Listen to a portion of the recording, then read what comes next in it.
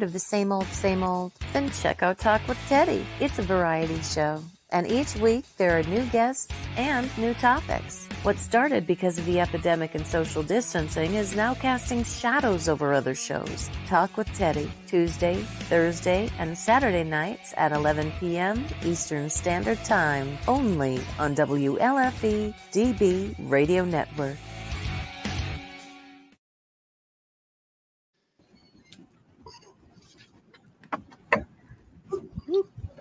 Look at that. I freaking hit the wrong button.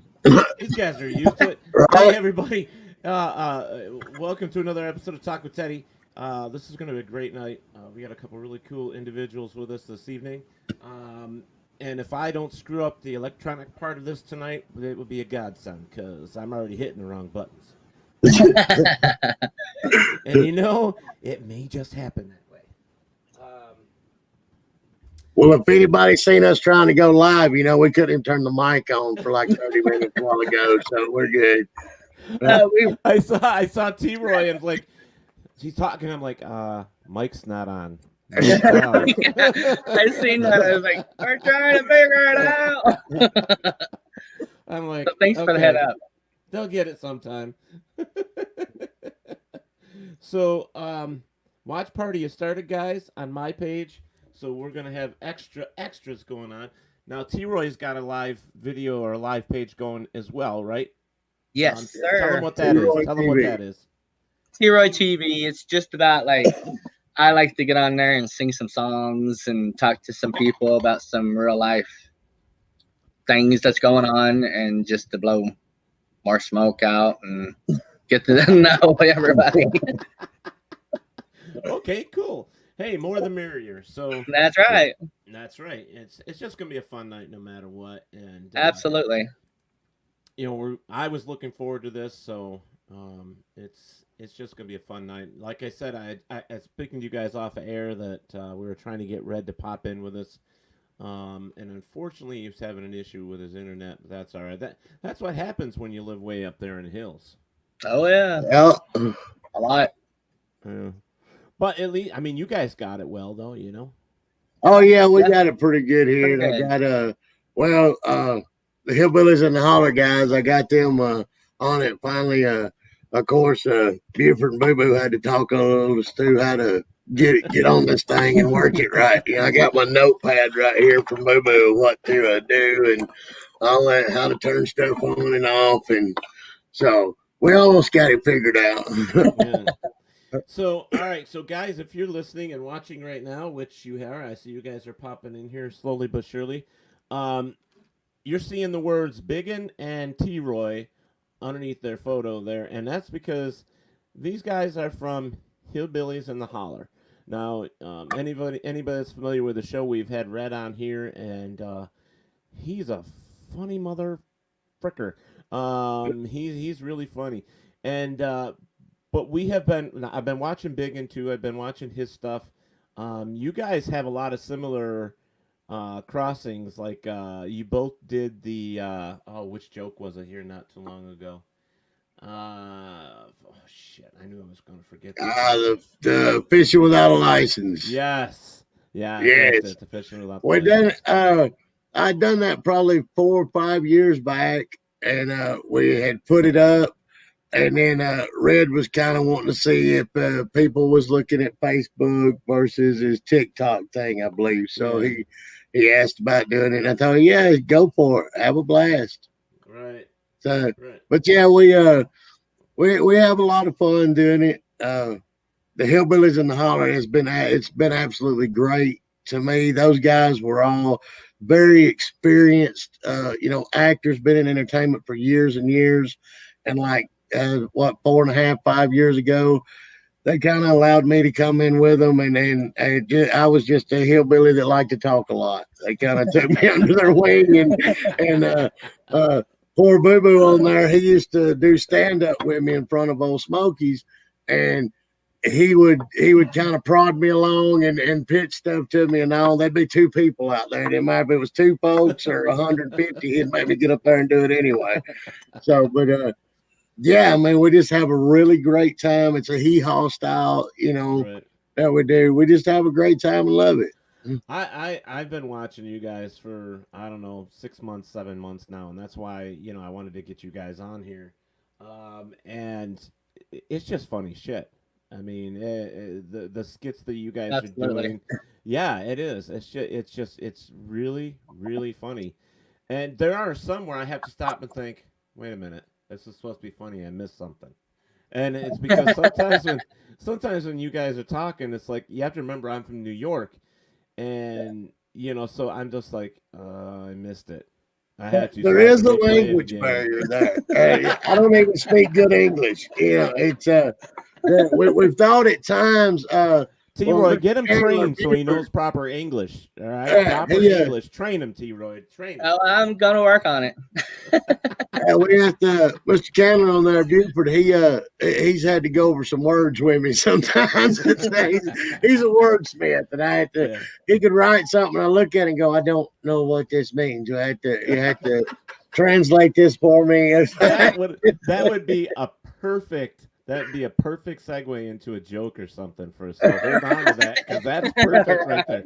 The look on his face and everything is just, I don't know what this means. That was perfect. That was perfect. Now the great thing about him is he can, good Lord, he can sit down and talk to anybody. But then he can turn around. I call it redneckified for me, so I know what it is. He can turn around and translate it perfectly and talk to me. Then I'm like, oh, that's what I know exactly what you mean now. That's wonderful. Completely. Redneckify it for me. There you go. You should start your own dictionary of words there, Biggin. I've been told that a lot. Well, I'm guessing you better start listening.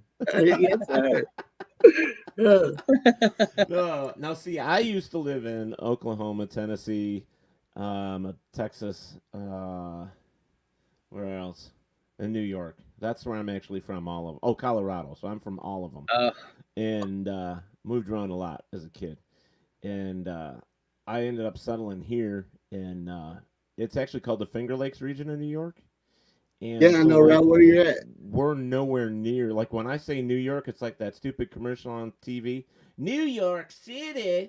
It's like, no, I'm nowhere near New York City. I mean, that's like a whole nother country to me. It's so freaking far away.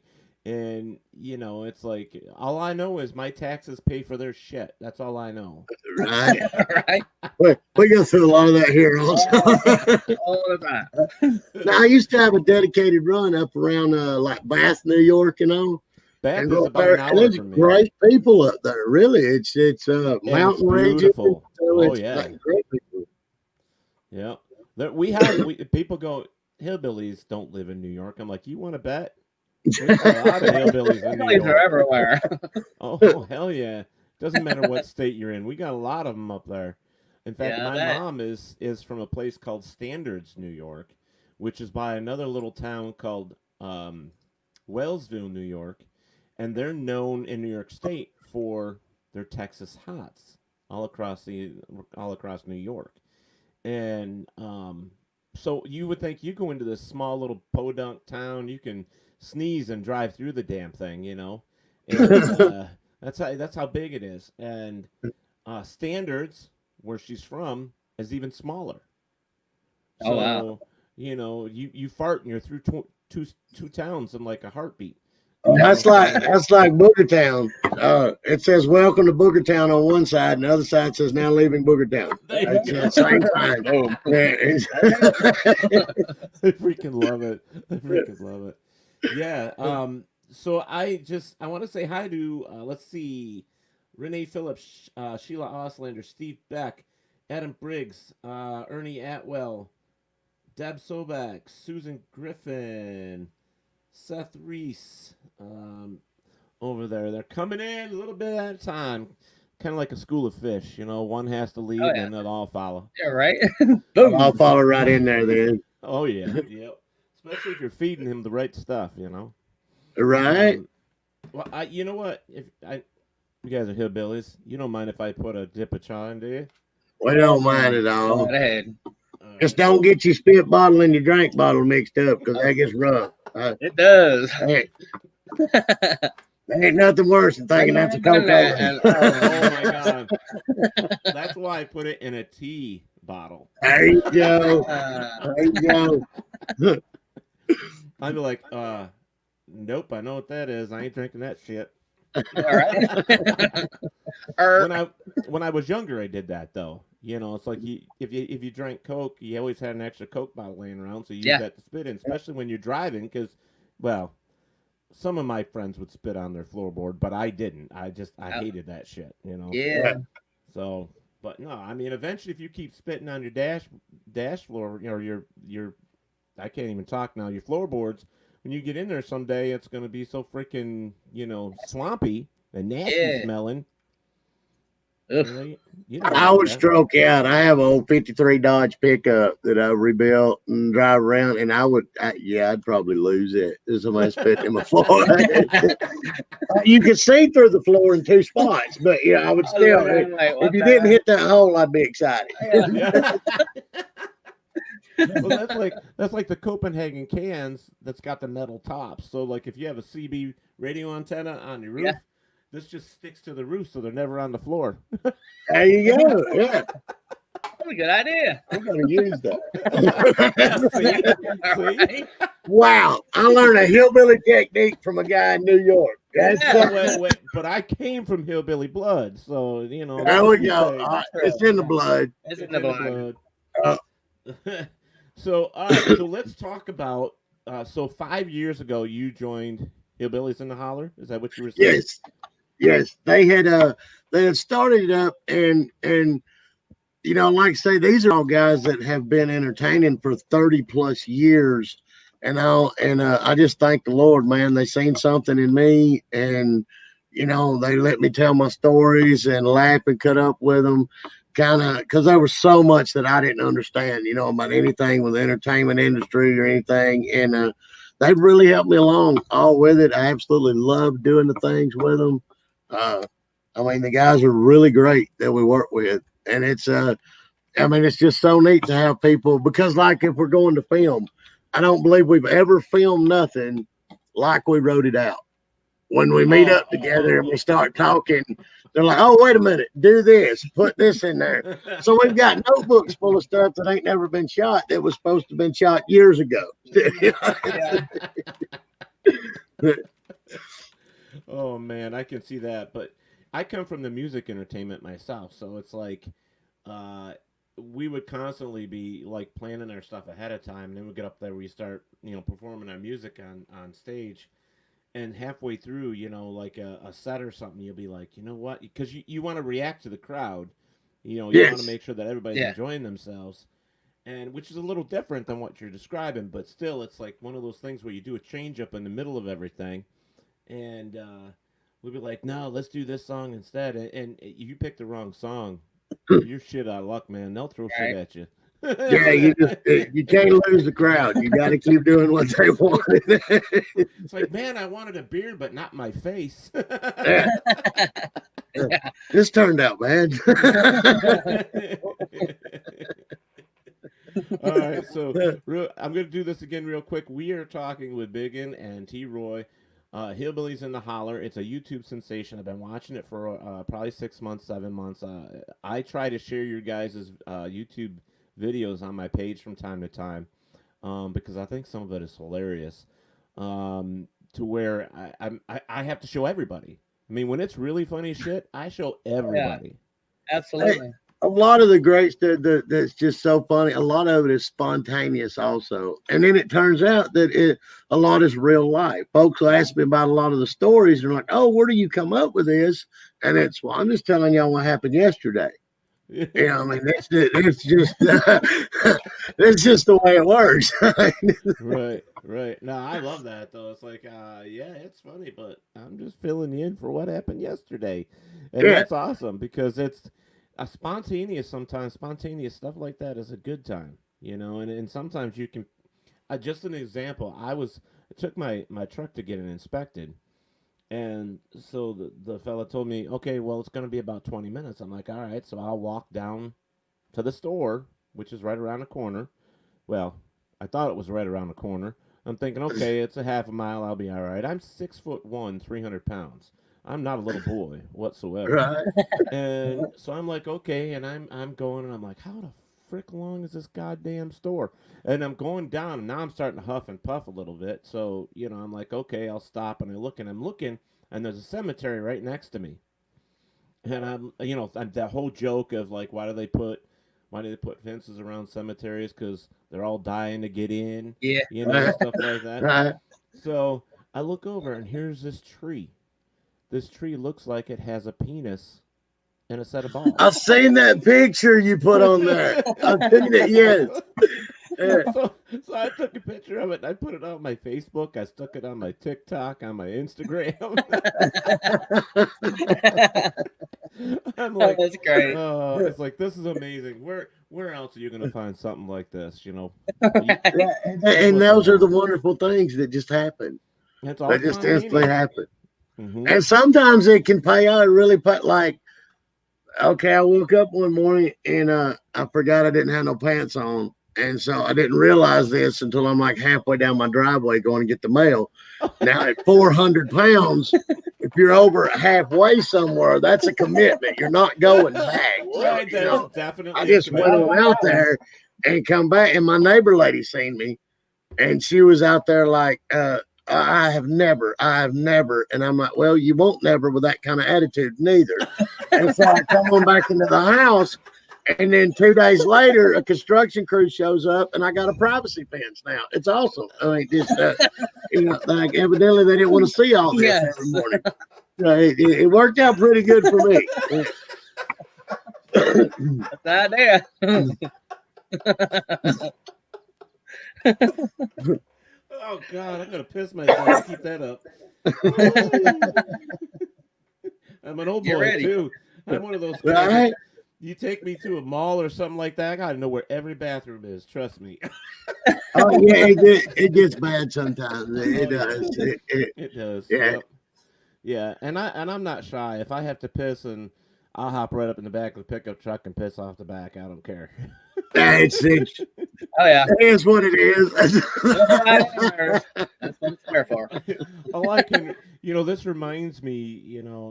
It's funny because when I interview people, it kind of brings up old thoughts and memories, and it makes it a lot better for me because of remembering. When you get older, you gotta remember shit. Yeah, right. I had to take a trip. It was probably a good 2.5 hours from me, and I had this big old. You remember those big old custom vans that had like the bed in the back and the big, oh my God, yeah, the wagon wagon. Yeah. I had one.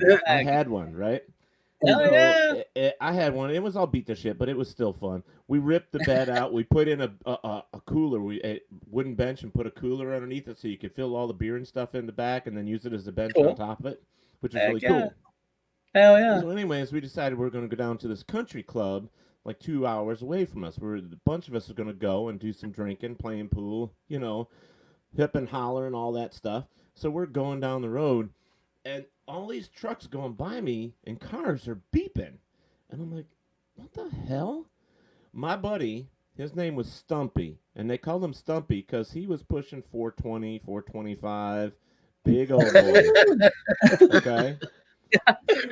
He had his pants down and his butt cheeks against 2 of those windows.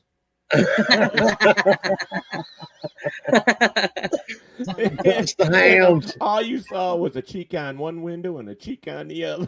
Oh, shoot.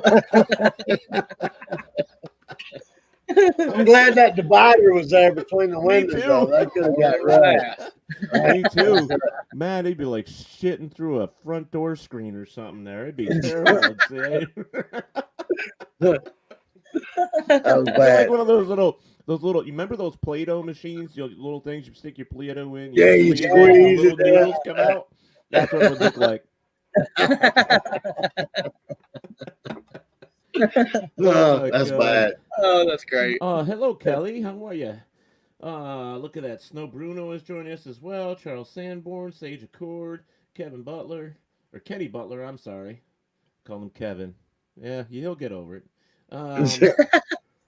All right. So, let's talk about T-Roy for a little bit. We talked about you a little bit. Yeah, so let's So, who is T-Roy? Me. Well, thanks for joining us, man. The show's over now. Thank you so That's much. all for right. answering, Loaded question right there. That's a loaded question. I got just something to drink. We all handle this. This could be a while. But Well, while you're getting yourself a drink, make sure you pour a glass of Shine for me while you're at it. Oh, yeah, let me tell you.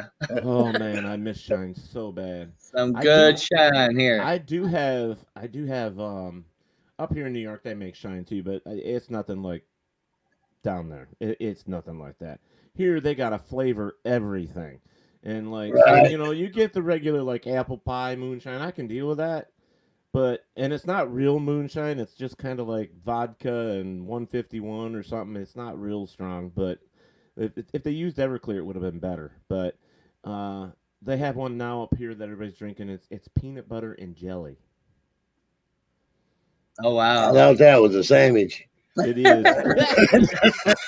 It is. But up here, these folks up here, they want like, I don't know. You know how rich people are. Yeah. Right. They gotta flavor everything, like that toilet paper too, if they have to. Yeah, it's just whatever. It's hello Diane. But yeah, they there's just so many different flavors up here. They have a what's it called now? Green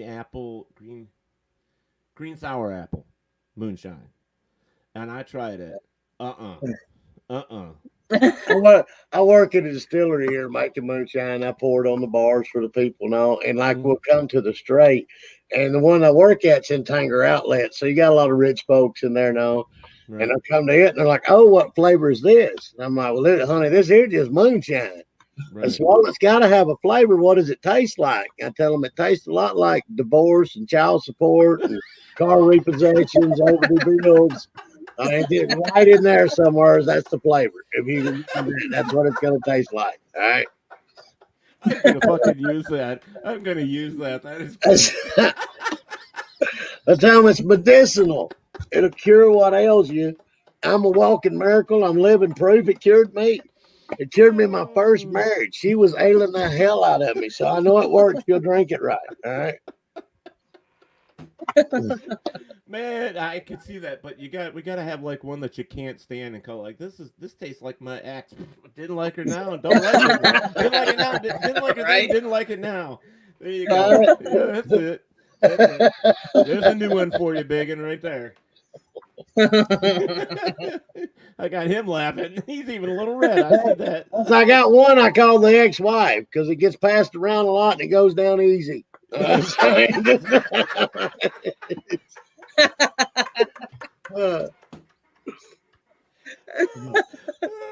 shit. Diane is actually in here. She goes, tastes like fingernail polish remover. That means somebody done it wrong. That's They stuck it in too long. right. Oh man! All right, so let's get back to our question. T-Roy, come on, give us a little bit of info about you. Tell them about your cryptid crusaders. Let me grab a drink. I'll be right back. All right, tell us something Crusaders. cool. Okay. Cryptic Crusaders is a new show that we're coming out with, and it's more comedy than anything else. I'm playing a fairy that walks in the woods and throws fairy dust on everybody. And Are you gonna have wings? fairy dust, fairy dust. Oh, sorry, fairy dust. You gonna have lots of wings? Yeah. Oh yeah. There you go. Wings and everything. Tutu? And A tutu? Possibly. It would make it if you had a tutu Yeah. on. It would. A tutu and wings, you gotta have them. Yeah, You totally. gotta have 'em. Yeah, Okay. we have a witch on there. We have 2 newscasters. We have Let's see, we got Baron and Chiners. Angie. Yeah, it's Baron, Angie, me, my wife, Maudine. Her real name's Tanya. We call her Maudine, though. Oh, dang. And well, actually, it's just comedy, a bunch of idiots hunting anything, any cryptid stuff. Anything. that we can find out there. It's going to be hilarious. Absolutely hilarious. We're going to be shitting rainbows. Hey, I did that 2 weeks ago. I ate that whole bag of Skittles. Yeah. It was rough. He's our shitter. Yeah. Taste the rainbow. Oh. We said it at the same time. Damn, that's funny. Oh my God. All right, so I want to put this up here again. Guys, I am sitting here and I am talking. Oh, what the hell did I do with it? I am sitting here talking with. Where'd you guys' names go? Oh, there it is. Biggins and T. Roy, Hillbillies in the Holler, and now it is called the Cryptid. What is it? Cryptid what? Crusaders. Yeah, he's got a Cryptid Crusaders. We're going to be on also with. All right, so I can't wait to check that out, especially if you're going to be spreading fairy dust all over everybody. Oh, yeah. All over the place. Oh, yeah. Yeah. Well, there's a lot of things like with our Hillbillies in the Holler. Now, like I say, I love to do it. There's nothing better. But now we're good, clean, wholesome fun for anyone to watch. You know, your grandmother can sit down and watch it. And, you know, when T. Roy and Barry and Angie and all of them, they kind of asked me to do the Cryptid Crusaders with them. It's a little more doing whatever we want to do. So I believe I would, you know, I will enjoy doing that with them also. Having fun doing it. Yeah, it should be hilarious. It should be. It should oh be yeah. Great. You know, it's funny. It's like I was talking with Red, and he's trying to put together a paranormal group of hillbillies, and you know, for his show, he wants to do that, and which I think is really cool. But we were talking about that show. What was it called? Mountain Monsters. Yeah. Yeah. With all the hillbillies. Yeah. If that's what you want to call them, but mostly they were actors as well. You know what I mean? They weren't exactly. They try to portray us. You know, I mean, we laugh, cut up, we have fun, but a show like that kind of portrays us in a bad light. You know, I mean, we're not idiots, we're not stupid, we're just a different type of people. You know, to have fun. But yeah, I tried to watch it, and I was like, what the hell? I mean, I would shoot this guy myself. If I was in the woods with him, I'm taking him out first. All right. You don't have to look out for Bigfoot. He's on my nerves already. Oh my God. I know, because like they had Jeffrey. Jeffrey was one of my favorites. But and then towards the end of that series when they made him piss his pants, I thought that was stupid. That's just kind of humiliating, you know what I mean? Yeah. Yeah, totally. And then when they went up with Buck is a big boy. I mean, he must be pushing close to 500 pounds easy.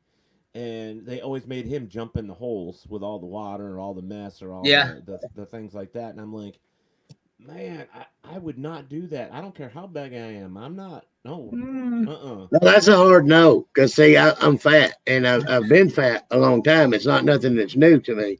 Right. And I know limitations, like I can't get my fat ass back out of that hole if I get in it. You know, without we're going to have to call a crane out here or a wrecker or something. I'll help you, brother.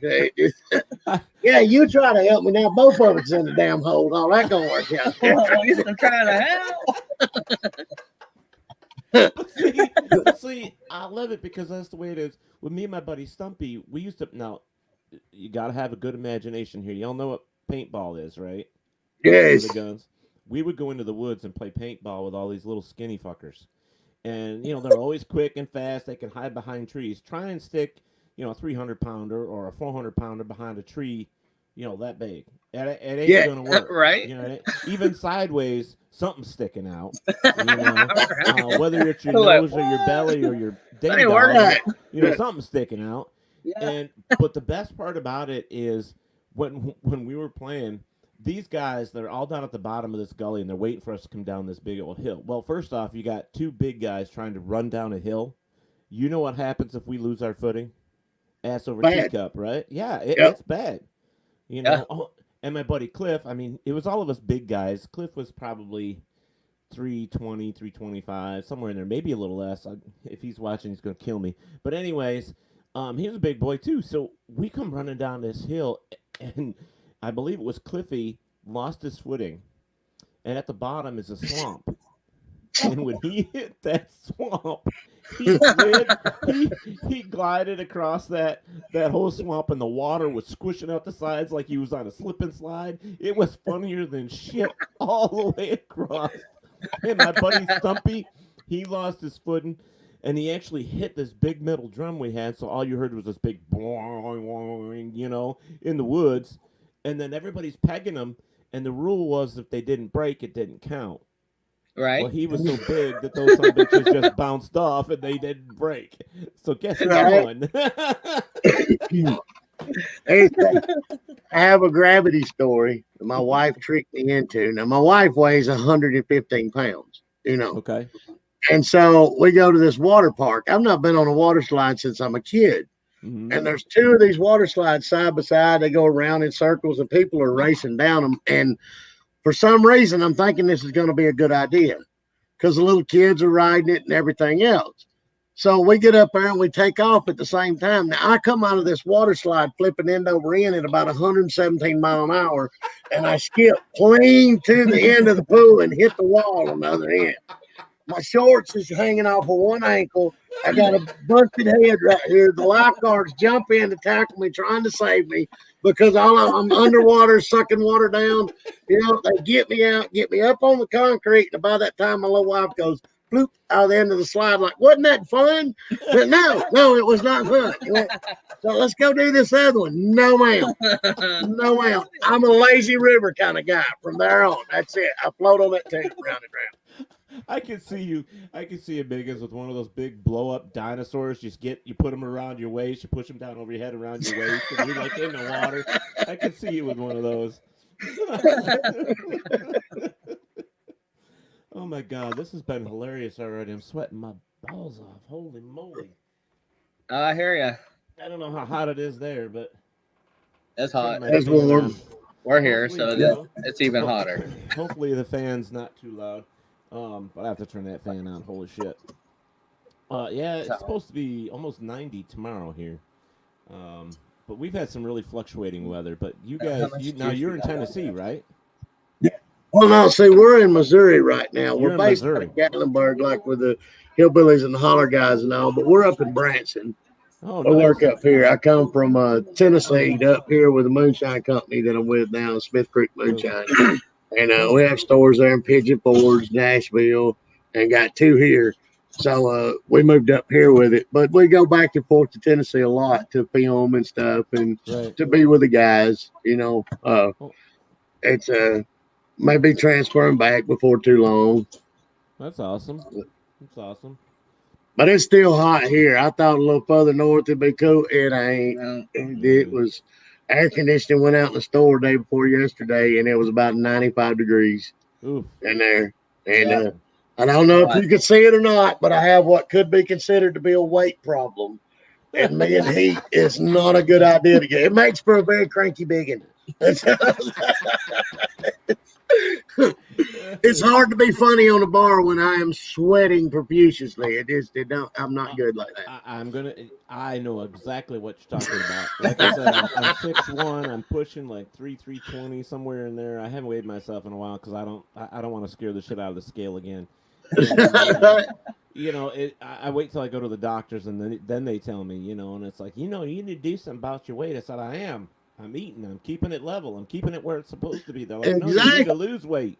They're like, I want to lose it? You know how long it took me to put this on? That's a lot of money. You know how much I have invested in this? Yeah.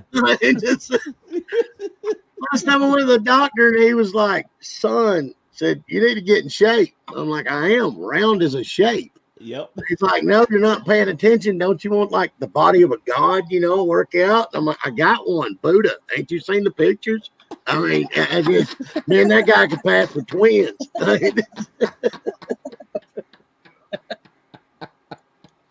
Oh, I knew I was going to like you, Biggins. I knew it. Gotta love him. Oh, man, that's funny. Oh, shit. Now, I got to ask you, T-Roy, is that your natural color or did you dye that shit? Well, I dye it. That's what I thought. Yeah. Well, but this is all natural right here. Okay. Salt and pepper. Well, I'm not putting him on my steak. I don't know. You might like it. Extra seasoning. Now stop. You're embarrassing me. All right, I'm gonna give y'all guys some alone time. All right. T-Roy, long distance relationships don't work. Oh, I know. Damn it. It's not like the old Bell Company when you can reach out and text To someone. New York early. I don't know. I sure was. Oh man, this is great. I've been having such a good time here. Good. Man, it's only been 35 minutes. What the frick? I thought we'd been here an hour already. We've been laughing, having such a good ass time. Oh, It geez. just seems like that. Yeah, I know. Well, that's what happens when big fellas get together and chaw fat, you know? That's right. It works the same way in a marriage, I think. Also, it seems like it's been a lot longer than But it has I don't been. know. I don't know. I think it's no. I think it's a little different. I think in marriage you're getting your fat chewed. Yes, I do mine anyway. It's Mm. you see Maudine on there on the Hillbillies. That's my wife, and I Uh, mean y'all seen her jerk her teeth out to come beat me to death. And that was freaking hilarious when she You love handed her teeth to her, and who's he talking to? Do you see who he's talking to? And then, hold my teeth. And she did. I'm like, a buddy of mine the other day, she's over there, and he's a musician, and she's over there talking to him, and I'm flirting, and I'm looking, I'm like, what the crap? And then my buddy looks at us and I'm all dang, come on, as many times you've got upset, big and talking to somebody, and you're always jerking your teeth out, going to fight. Do you think he's going to feel that way? And she's like, no, hell, he ain't got no teeth. So that's.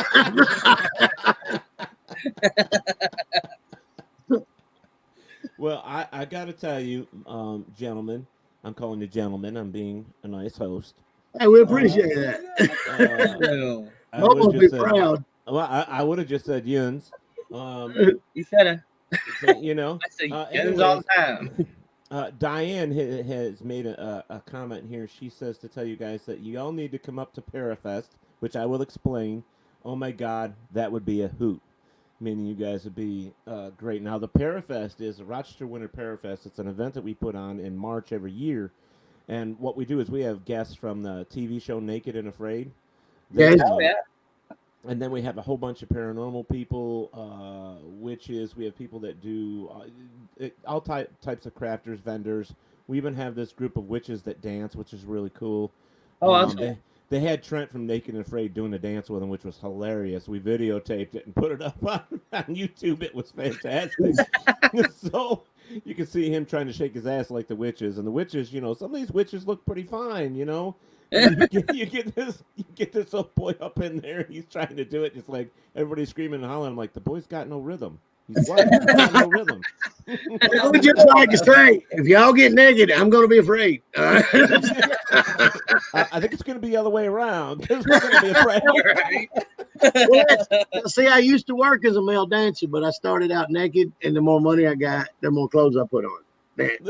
And then I tried prostitution for a little while, but nobody would buy it by the pound. So all I needed one good customer. I was sad. It never worked out for me. Hey, at least you got that option. I had to pay for what I wanted. Take me home. Yeah, pay me first. I'm like, okay, Oh, that reminds me, I got in trouble the other day on the bus. I was riding the city bus out there, and this woman was breastfeeding. She was just sitting there breastfeeding. So, of course, I'm looking. And she looked up, and she was like, there's nothing sexual about this. I'm like, you move that kid, and there will be. I'll show that boy some technique. All right? Let me in there. All right? Come on, man. What's up? She didn't take it as good as you are. She didn't take it as good as you're taking it right now. You didn't have cereal. She had some cereal, and she would have been happy with it. Right?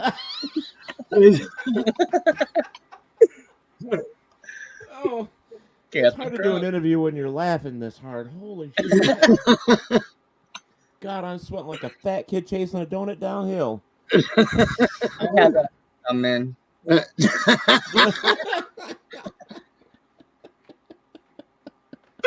Oh man. Okay, so we know that Biggins is married. What about you, T. Roy? I am married. Have been married to my husband for 14 years. That's awesome. Thank you. He puts up with you, huh? Oh yeah. I put up with him too. I think that's about a 50-50 between y'all. Do. If it ain't 50-50, I ain't around. That's gonna take a walk and be like, you need to cool down, sir. Cool your shit down. I'm taking a walk. Yeah. So T-Roy, I don't know if I've seen you in any of the videos for Hillbillies in the Holler. Have you been in any? No. I'm sorry, brother. I'll say T-Roy is not on Hillbillies in the Holler with us. Oh, okay. He is he does his cryptid crusaders out here with us in his T-Roy TV. And then it just we was talking paranormal stuff and all is why I was like, it'd be cool to have T-Roy with me. I didn't know. I love seeing the paranormal stuff. I really respect it. Like we done some shooting the other night in a graveyard. Yes. And it's a good place makes for bad video. You know what I mean? I mean a good peaceful place. We'd done a thing there in Gatlinburg that was the same way, a graveyard there. But it's just I really respect what he does and being able to see it now with the cryptid stuff and the paranormal. Because I mean this is my best friend right here. And That's even awesome. though things haven't happened to me like that, I can see his face when we're doing it, and I know that's really happening to him. You know what I mean?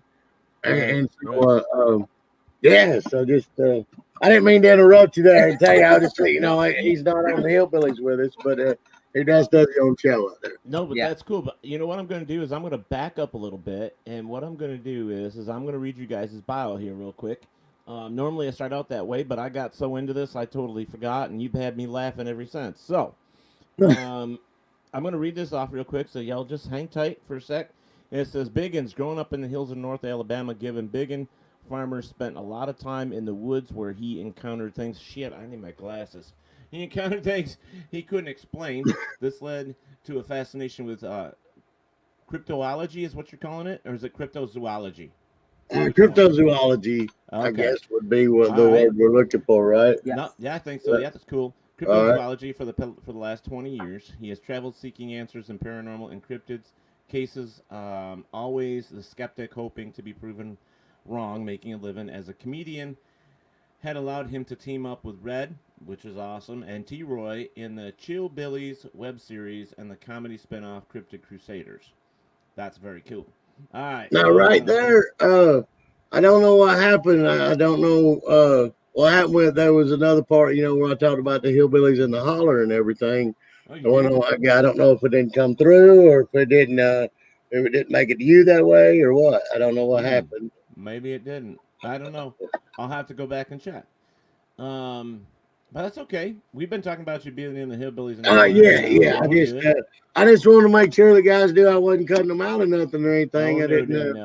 No, you ain't cutting them out. We'll make sure that they know. We'll do this. Hold on a second. Fellas and the Hillbilly and the Holler. Biggin did not cut you out. I did. Why? I have no idea. It happened by mistake. So drink some shine, sit back and relax.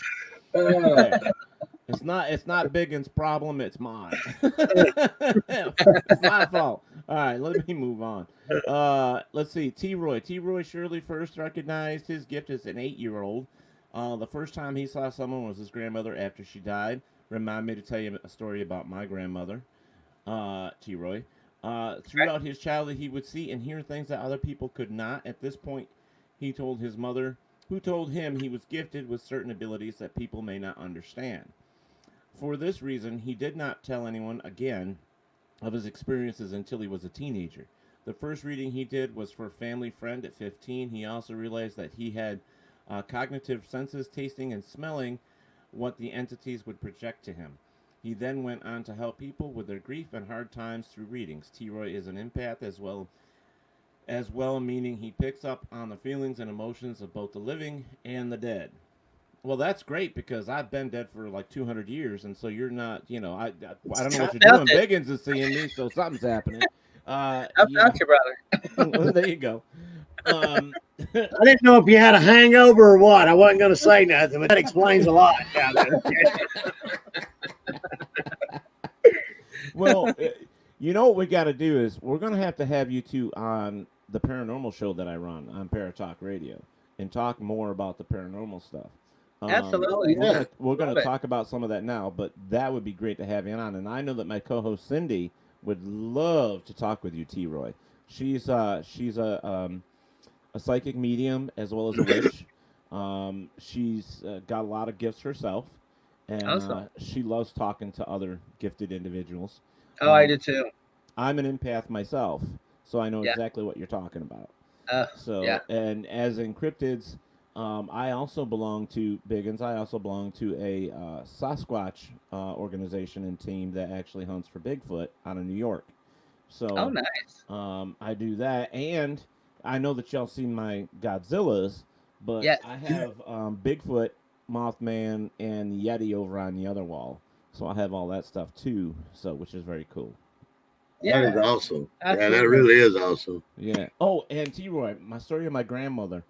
I think I was like 7 or 8 years old, sleeping. We were staying at my grandparents' home. I was upstairs sleeping, and every night she'd come up, kiss me on the forehead or the cheek, and say good night, see you in the morning. Well, this one night she came up, she kissed me on the forehead. She goes, "Teddy, behave yourself. I love you. Talk to you soon." Went back downstairs. That morning I got up, went down, talked to my mom, says, "Honey, your grandmother died yesterday afternoon." I'm like, okay. How did I see her kiss me goodnight? Right. So that's when I realized at that point that I was a little different than everybody else myself. Yeah. So, and I started Absolutely. seeing more and hearing more, and but the biggest thing with me is I was getting their emotions first. Yeah. I was getting all of that instantly before I saw and heard anything else. It was the Right. emotion that would just overwhelm me first, and then I'm like, all right, something's coming because I'm feeling, a lot of pain right now, a lot of anger, Yes. and I'm telling you right now, and I know you know this, T-Ray, when you feel something like that, like the whole anger and sad and this just overwhelming urge to like be pissed off but cry at the same time, Mm-hmm. you're kind of like, oh fuck, because those are the worst ones. Yeah. Those are the worst ones. Oh, yeah. They drain you so quick. Very much so. Yes. It's terrible, but there's nothing like helping somebody though too. You Yeah. know what I mean? Absolutely. So, you've come to terms with your gift and you're good with it now, right? Yes, I am. That's awesome. Yeah, I love it now. I suppressed it for a couple of years, and then I found these wonderful people and What were you gonna say? husband. You were gonna say something. What were you gonna say? Now you can't lie to me, because I know better. I'm just gonna keep it at that. Wonderful people. Well, I tell you, I knew exactly what he was gonna say. I've not told anybody this, and it was something that was between us. But what really made me believe in his gift was the anniversary of my son passing, and I don't mind people knowing this. For the first time in a long time, I was doing it without alcohol or nothing else, and was very upset. And he just shows up at my house and comes in. It brings food, of course. Brings enchiladas. Now Baby. that's a good It's friend when like, they bring it's food. like, he didn't even know it was that date or nothing about it, but he just comes over with food and he's like, "All right, brother, something's the matter with you, and we're going to talk about this." I sat down, and so it really helped me a lot, a whole lot, And so I hope in what we're doing that he gets to help somebody else out like he did with Absolutely. me. That's what I I'm do. doing. It's amazing. Yeah. I really hope he gets to help people like he did me that day. Yeah. I've been in a similar situation. A real good friend of mine, I should say, he's not on here, and I wish he was. I had a friend that he was going through a lot in his life, and you know how when you talk to people online, you just get little snippets of stuff of what they're saying, and I'm not one to pry sometimes, and because I can control what's happening, but every once in a while, when I know somebody's in pain, I kind of let my guard down to feel what's going on, and he was going to commit suicide, and I stopped him from it. And to this day, I can honestly say, and it's on my Facebook page, that I saved a life. And to me, that there is nothing better in the world. No, not at all. So I love it, and Steve, I love you, man. Wherever you are, hopefully you'll show up later and watch this. But I love you, man. Um, Great guy, And if great you never musician. get to do anything else with your gift, that right there may have been what it was made for, Yeah. or Right, what it was put in you for what you did right, right there. right. Well, I'm hoping my gift will lead me to a good moonshine still someday. We may work something out. We There can you get it when go. we come up. I would love to come up do so. I mean, I'd like to bring some of the hillbillies and just it would be Well, awesome. what are you doing next Saturday? Well, I'm having a big old surprise birthday party for my sister. She's turning 43. Now let me tell you something really cool. She's 43. She has raised 3 kids. She's raising 3 kids on her own. No husband, no man in her life whatsoever. Does and she used to say all the time, "What the hell do I need a man for? I can do everything he can do." And she's done it. And she's done it. Her son now just turned 23, I think. oh, And nice. so she's done it for a long time. Just Yeah. finally got herself a boyfriend. It seems like he's okay. But you know how brothers are. They don't think anybody's good enough for their I sister. ain't good Yeah. enough for my sister. No, no. But yeah, we got. God, I wish I could have got Fish on here. My brother Fish, brother from another mother. You guys would love it. Maybe someday I'll get him up here and we'll have to do this again because he is a big old redneck from hillbilly heaven. He is Yeah. he's a big one too, Hey, and we'll get along then. There you go. bib overalls, long ass beard. We call him Fish because his name is, and this is no lie, Billy Bob Whaley. That's his Oh, wow. God-given name. He will forever be Billy Bob if I get it Yeah, right. that's right. We call him Fish. We just call him Fish. I was in a band and I toured for 18 years, and he started out working security for me, and it was a big show. I needed somebody that time, and he was standing out in the crowd, big boy, and we were opening up with Martina McBride, Keith Urban, Rascal Flatts. We were all on the same stage that night doing a big concert, and the crowd there's like 7,000 people, and so it was getting overwhelming trying to get through and do things that you have to do. So this big old boy Fish was just, you heard him like 60 rows back yelling, yeah, yeah, like Bigfoot yelling in the woods. He was all yelling and shit. And well, happy birthday, Diane. She's 55 today. Happy birthday, Happy Diane. birthday, Dad.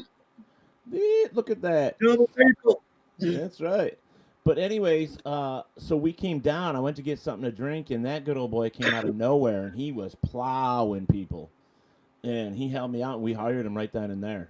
Said, we, we needed him, so we got him, and he's been with me ever since. The boy is, he's a brother from another mother. I tell you a little secret. Can't let it out though, because if Mom hears, she's gonna throw a fit. The one night we were drinking. Now we had demolished 2 big of those double-liter bottles of Jack Daniels, those real big mother huckers. Yeah. We killed a green label bottle and a regular label bottle, black and green. We killed them both. Had them in our coffee, mixed them with whatever we could find, and we were drinking. We were supposed to be cooking a pig. So we get the pig done at like 4, 5 a.m. And I'm like, I didn't know what the hell I was going to do with it after that. So I called him, and he had went home. And he was shit-faced when he went home. So I called him, and it was like 7 o'clock. Took me 3 hours to get that boy up out of bed, So he ended up coming back at 7 o'clock in the morning. He's got this big old jug of coffee, right? And I go, let me have a swig of that coffee. It was coffee mixed with Jack Daniels. So I'm like, it's like, holy shit, boy, you got Jack and everything. He goes, yeah, and he pulls out 3 bottles out of his damn coveralls. He's got those too. So the next morning we're sitting there, and I'm like, I actually got to go in, and he says, I'll finish it up. You go. I had 3 hours of sleep, so I went in and I slept for a couple hours. I come out. The grill's going, like 7:30, shortly. And I'm like, okay, well, you do what you got to do. And I went in. It was like 10 o'clock by the time he got done, and I got up. Here he is, frying or grilling squirrel on the grill. Oh, that's so good. My mama does not allow anybody to hunt on our property. Now what? This is a bad thing now. she's Native American, man, and her this is her sanctuary for her friends. You know what I mean? Yeah. Here he's out here with a pellet gun, killing all these squirrels and frying them up on the grill. He thinks you're killing breakfast is going to be doing good for everybody, you know. And I got out, and looked at him like, you better turn that off and eat those some bitches real quick, because if Mom sees this, she's going to kick her ass.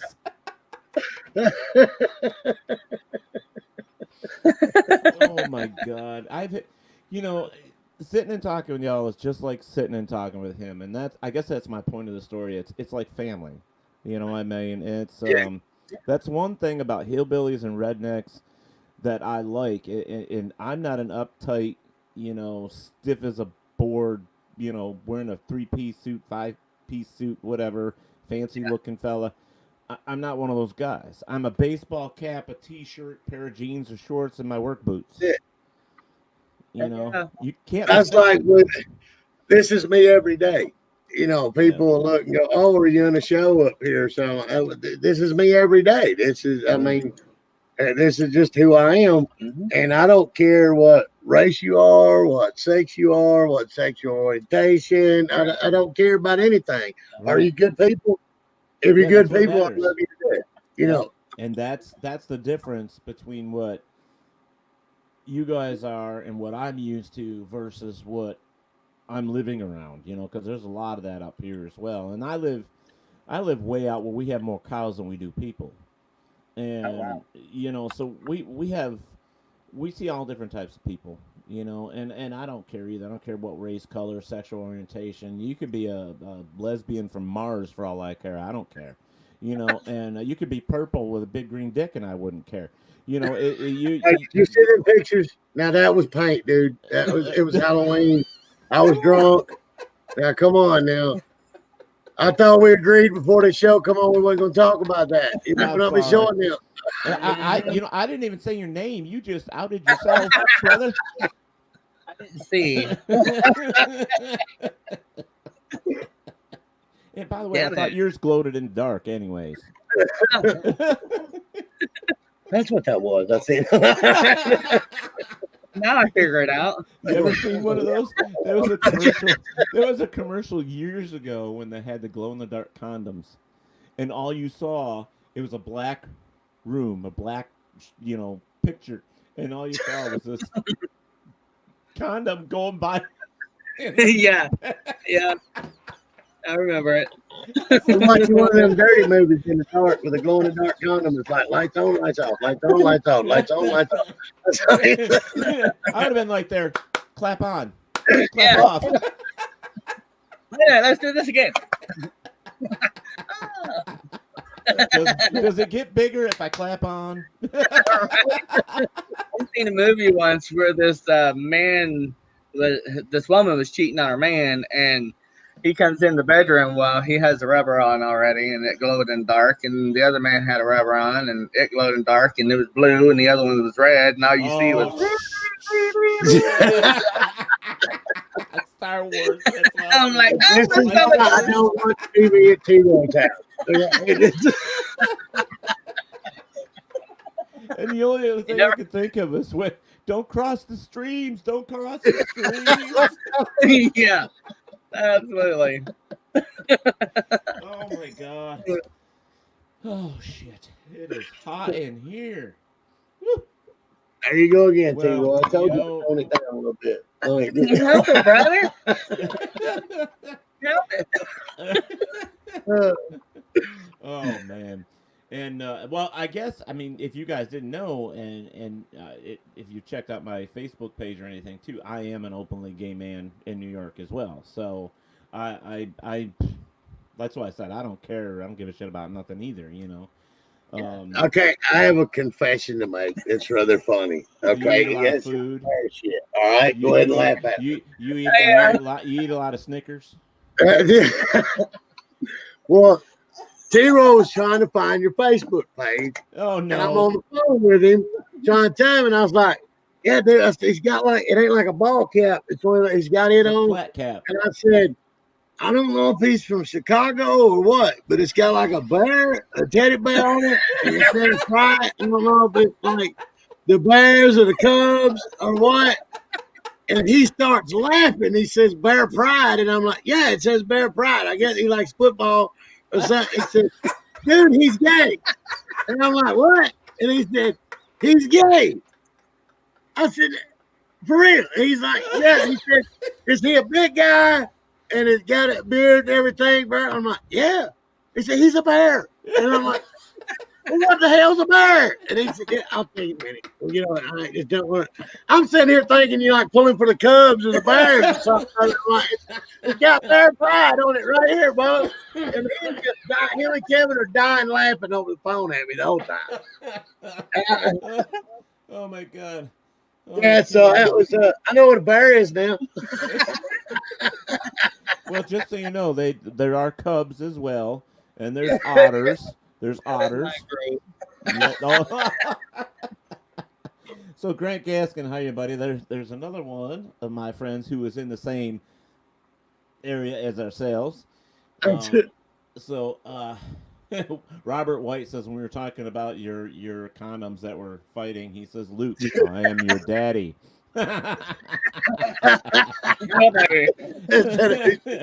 your father. Just so you know, Robert White is in Australia checking us out here tonight.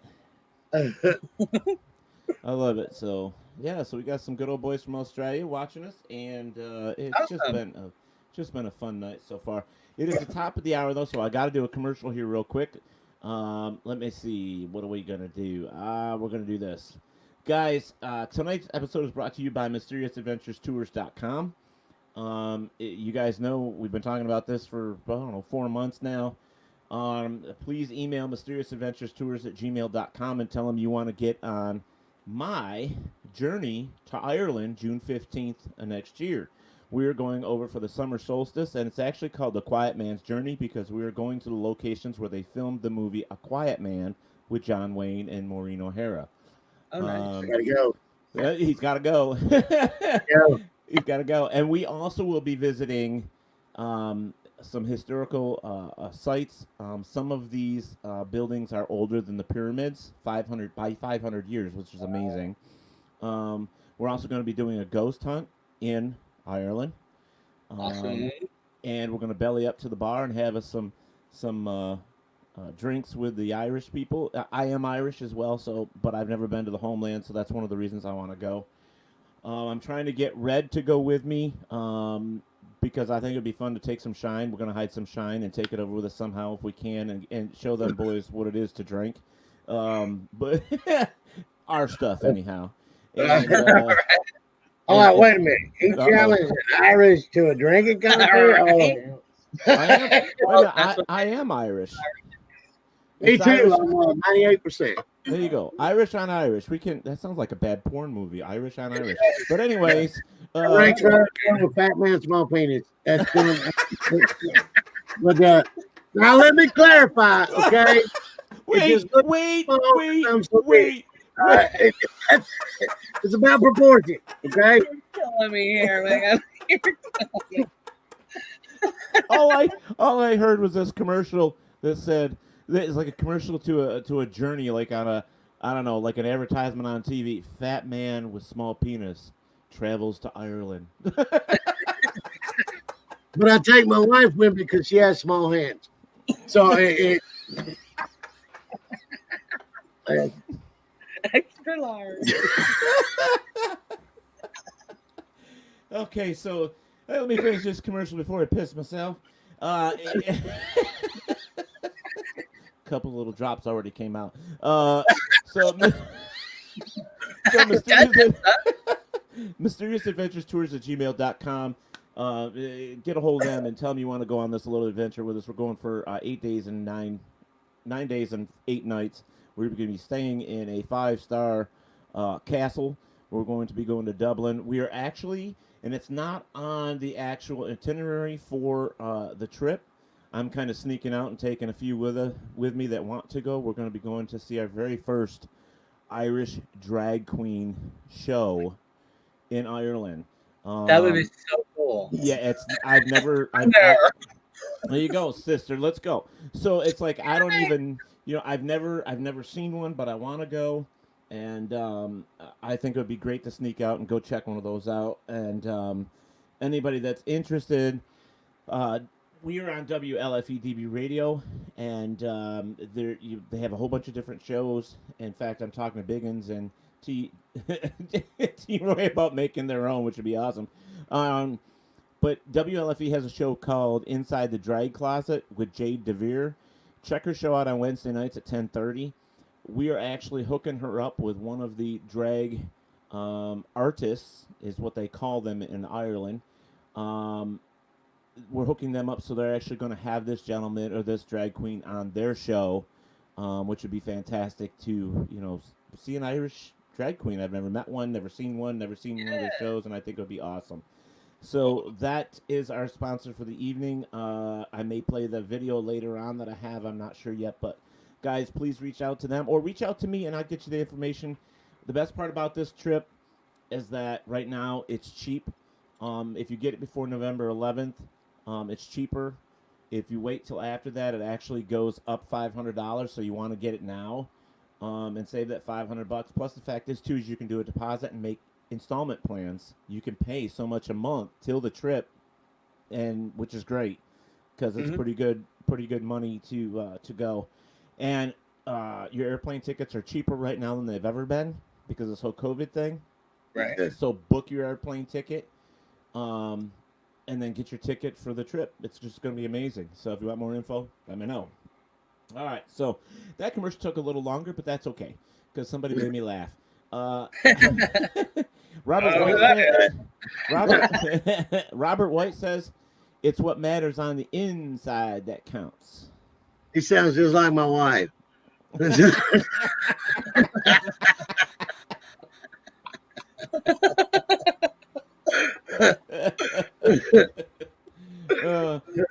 Sheila says, "Oh, I'm in. I would love to go to Ireland." Well, let's go, baby. It sounds like a really neat trip. Yeah. Quiet Man's one of my favorite movies of all time. Mine too, man. And you know what? I mean, to be honest with you, it's like $1,700 to go over for 8 days or 9 days. And that's not bad at all. No, it's not. And we're just gonna go all over Ireland. We're gonna be doing all this stuff, full, packed days of entertainment and things to do. It's a chance of a lifetime trip. They made me an ambassador for this. And I've always wanted to go because it's my homeland, and I would really like to check that out. And I'm like, geez, I mean, I'm a gay man going over to Ireland. I got to see if there's drag shows because I want to see a drag show. So we added that to it. She said drag show in Ireland. I'm in. There you go. I think it would be fantastic to sneak out and go see a drag show. Heck yeah. So, but, oh, man, we have been talking about so much shit here. God, it's been a great night so far. Yeah, good. So let's keep it going. Oh, yeah. we got about 25 minutes to stay funny. I've been trying to last all night. I was just picturing one of those funny pills. T-Roy, was that pill purple? Maybe. Maybe a little pink and glitterish. I got my pills. Glitters come out. I was trying to take 2 of them leaves, them little blue pills. I took the wrong little blue pill. Took 2 of them. They got rough. I had a hard night. I was putting that. Just leave it at that. Oh man, but see, hey, you're lucky because like me, I know I'm a big guy and I got a belly. So if that happens, my belly just Dunlop over it, and you don't even know. Yeah, we're good. It's all good. It's in the shade. It's like a blanket. I'll keep you warm, little buddy. There you go. Things don't grow in the shade.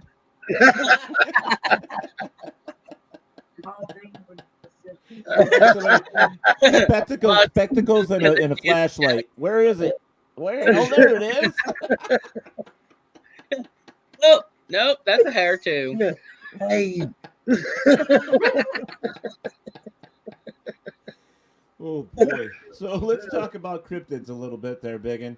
So, what is your favorite cryptid? Is it Bigfoot? It's an offshoot of Bigfoot. In Alabama, where I grew up at, Moody's Chapel, Alabama, there, my grandfather, he was 96 years old, I believe, in 1986 when he passed. And he told us the story of something that he had seen that stepped across a 4-strand barbed wire fence and never let up. He had seen it when he was a kid, and they got to calling it the white thing around there. It was white colored. Now, anybody that ever knew my pa, he never told a lie in his whole life. Right. That say about something, and he really talked about this. My dad, who's 90-year-old now, he'll still tell you stories of things they thought they seen out there.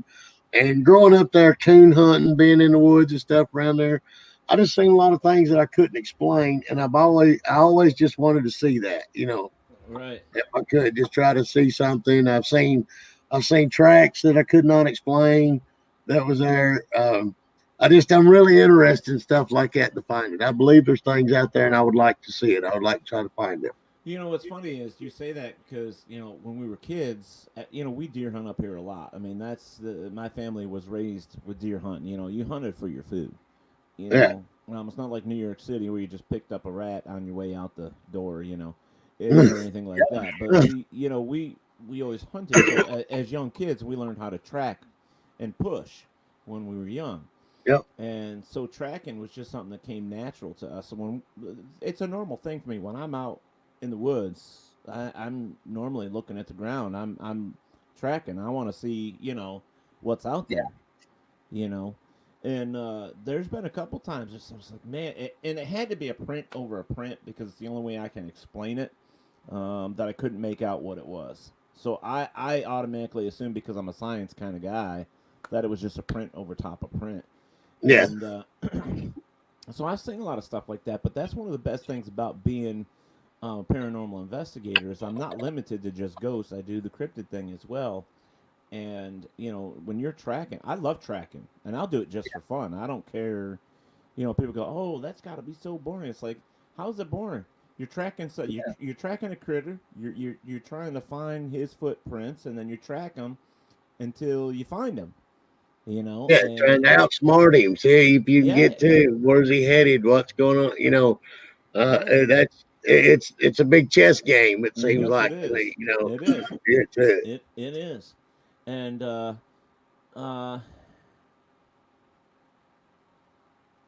what? Let me see here. Magnetic vortex resonance. God, they wrote a book. First off, I guess Biggins, when you were talking about that white thing, they say it's a skinwalker. At this stage, we are too intellectually and technology feeble to detect, much less comprehend the kind of communication that's occurring amongst much more advanced species, especially paranormal. Y'all could have just made that really simple and said something easier. You didn't have to go with all those big ass words. There's no need for that shit here. Didn't we talk about this when we started? I mean, I told you we got to translate a lot of stuff. I can see it. Just joking, guys. Don't take it personal. We're having a good time. But yeah, so some of that stuff. Getting back to the tracking, we learned how to do all that stuff. Now, we are scientists. Well, I get that. Me too. I'm not a scientist, but I do science theory, and I do a lot of. I'm just not going to take everybody's word for it. I have to reach for more, so that's why I do what I do. I sit right in the middle, kind of like my life. I sit right in the middle, and that's okay with me because I just don't want to believe what everybody tells me right off the bat. I mean, if you just accept everything that they tell you, then what's the sense of looking? Exactly. Because you already got your answer. Right. Yeah, I'm open to anything about it. I'm not going to call you a liar if you say you see something or you've seen something or Right. You let's just look want for it. more. Yeah, I'm completely open to it, but let's go check it out. I want to show me where you seen it. What did you see? Let's look at it. Did And it leave scat behind? Did it leave fur behind? Did it leave any DNA? Yeah. Did it? Oh yeah. Speaking of scat,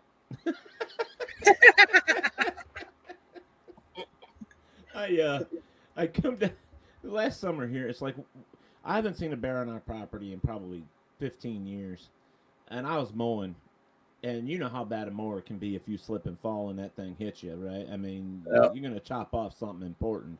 Right. That's not that important. But anyways, you know, I haven't used it in 20 years. So anyways, coming down the hill, I was coming down the hill to mow, and I hit this slippery shit, and the mower went that way, and I went down on my ass. Now here's, like I said, a 315-pound guy just hitting that, and you know, I'm denting the yard every time I fall. But anyways, I get down there, and I turn around and look, and it smells on God. I'm like, oh shit. Yep, that's what you stepped in. That's what you slid in. Bear scat by the corner of the house. I just hit that big old pile of shit and went down. Oh man, you don't want to fall in that stuff. I don't care who you are. No way. No way. All right. Yeah, So, I try to avoid that at all costs. yeah, me too. Me too. Okay, so let's see this. I'm just going to call you magnets. That's what I'm going to call you. The magnet said, communication with anyone in the world is easy. There is a simple gadget called a cell phone. Absolutely. However, the cell phone with all its technology is no match in communication device that is typically in every brain. Exactly. It also says the hardware has always been there. The only discrepancy is that only a collective few actually know how to use it. All right, let's go back to Cool beans, man. Yeah, you know, this is, and I understand what they're trying to say, and that's cool. You know, it's like I have a problem now. I don't know with you guys, like when you're on hunts or anything like that. But when it comes to a cell phone, I tell everybody to turn them off and leave them in the car. First and foremost, it's because everybody's got these stupid apps on their phone that thinks they're going to find a ghost or a Bigfoot or anything else on them. Your phones weren't designed for that. No. So put the damn thing in the car and leave it there. Exactly. You know, Yep. if you want to record sounds and stuff like that, get yourself a goddamn recorder. You don't need your phone for that shit. Yeah. Plus, your Got that same one. Yeah.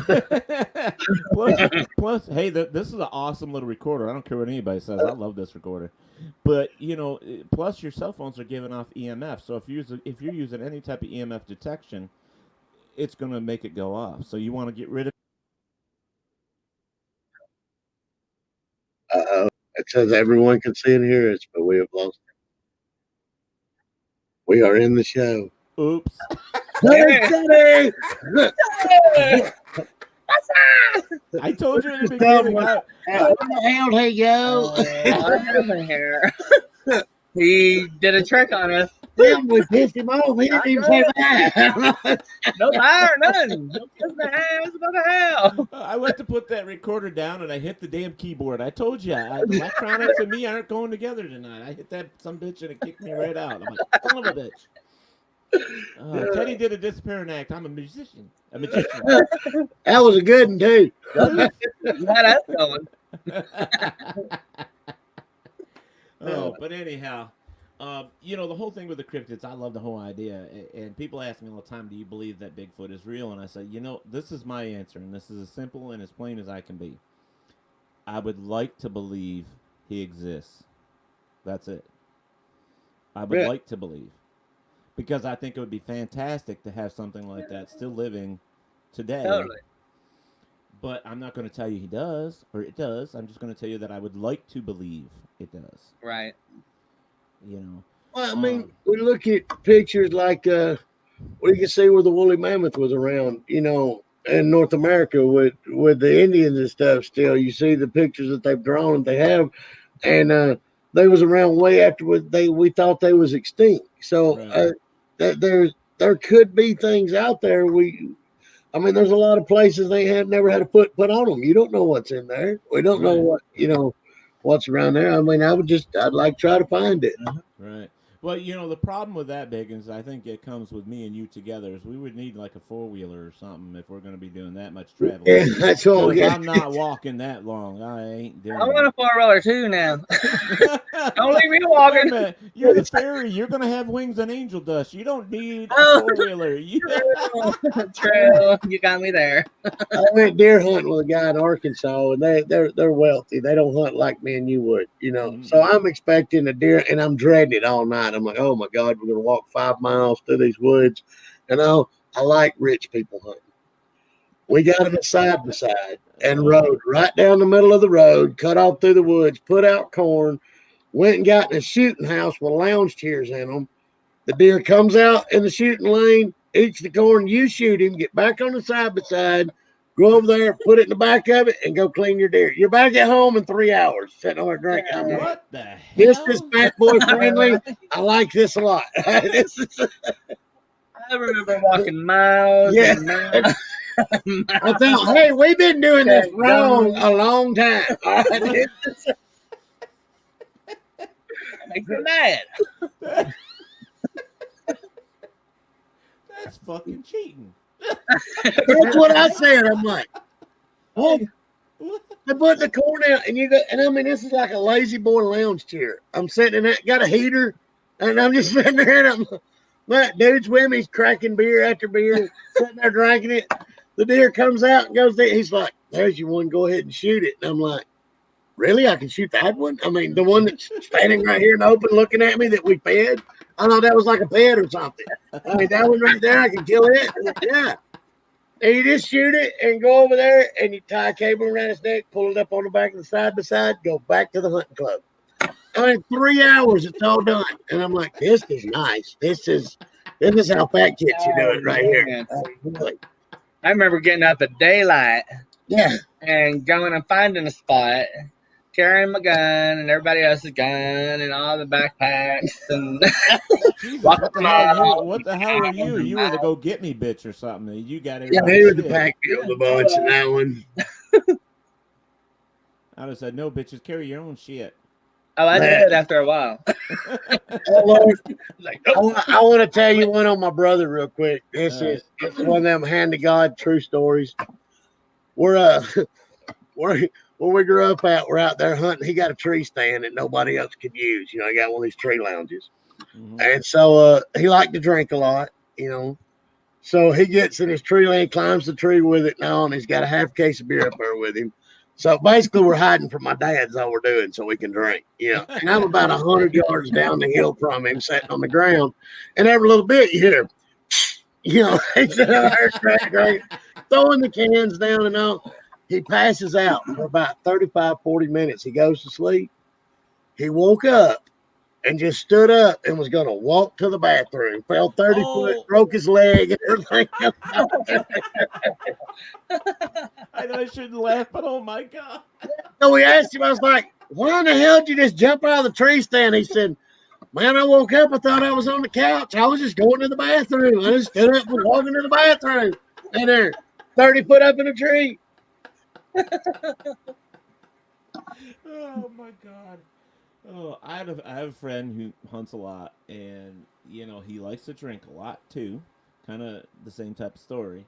Gets his tree stand, puts it up in. He's up in there, and same deal, drinking and drinking. Now this is like 5 o'clock in the morning. We're out there, So and he's drinking at 5 o'clock in the morning, and he's going to town, and we've been there a good 4 or 5 hours, and I haven't heard nothing. It's like, okay, what the hell, So I'm calling him on the radio, no response. I'm like, what the fuck? So I better go look for him. So I go and I look, and I finally find his tree stand, and he's hiding on the one side of the tree because there was a black bear just above him on the tree. And he apparently and he told me, he goes, well, yeah, I was drinking, and I fell asleep, and all I know is I heard and felt something like rub my shoulder, and I kind of looked up and I said, oh shit, and I kind of went to the other side of the tree.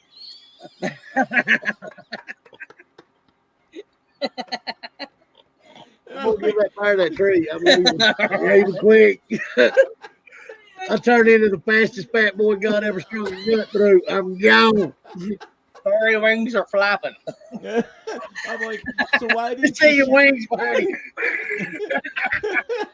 Furry dust going everywhere. Let me tell you. I'm like, why didn't you shoot it? And he's like, I was too scared to even reach down for my gun. It was right there. He goes, and I felt it on my shoulder, so it must have pushed me to see if I was alive or dead. Cause I said, you probably scared the shit out of that bear just as much as he scared the shit out of you. Yeah, You know? that would be scary as hell right there. Oh, that's funny as shit, though. I mean, I couldn't stop laughing for days. And then we got him up to the camp. We were drinking and telling his story. He'd get all embarrassed and shit. And you know how guys are. They act like a big old proud peacock when there's a nice looking woman around. He thinks, man, I'm Mr. Joe Hunter and blah, blah, blah. I'm like, yeah, you're Mr. Joe Hunter that you scared the shit out of a bear and yourself both. And I told the story. He's like, I freaking hate you. I'm never coming here again. I'm like, whatever, you know. I'll see you next week. Yeah, it's like, you know, women like that sensitive side. Just cry a little bit and, you know, just go over and put your head on her shoulder, shit, you know.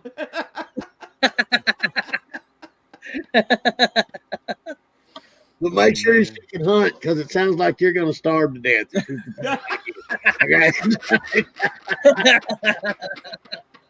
What you been eating? Bay leaves. Why don't you eat some meat?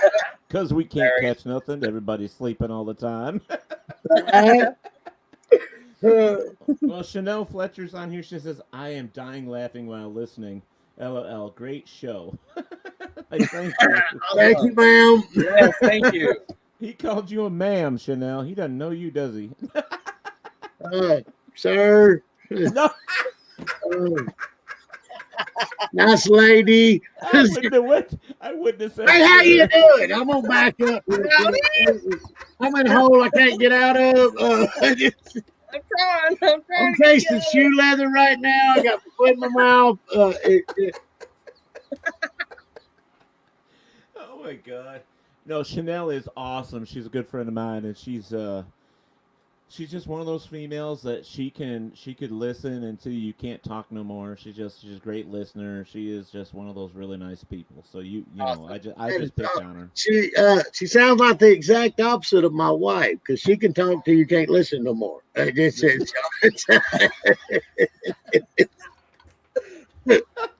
But after all these years, I'm tuned in to keywords, so I can be watching football and be like, "Yep, sounds good. That's what I do." Hell yeah! Just so you know, Right.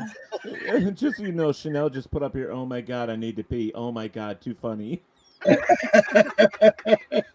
Yeah, I feel your pain.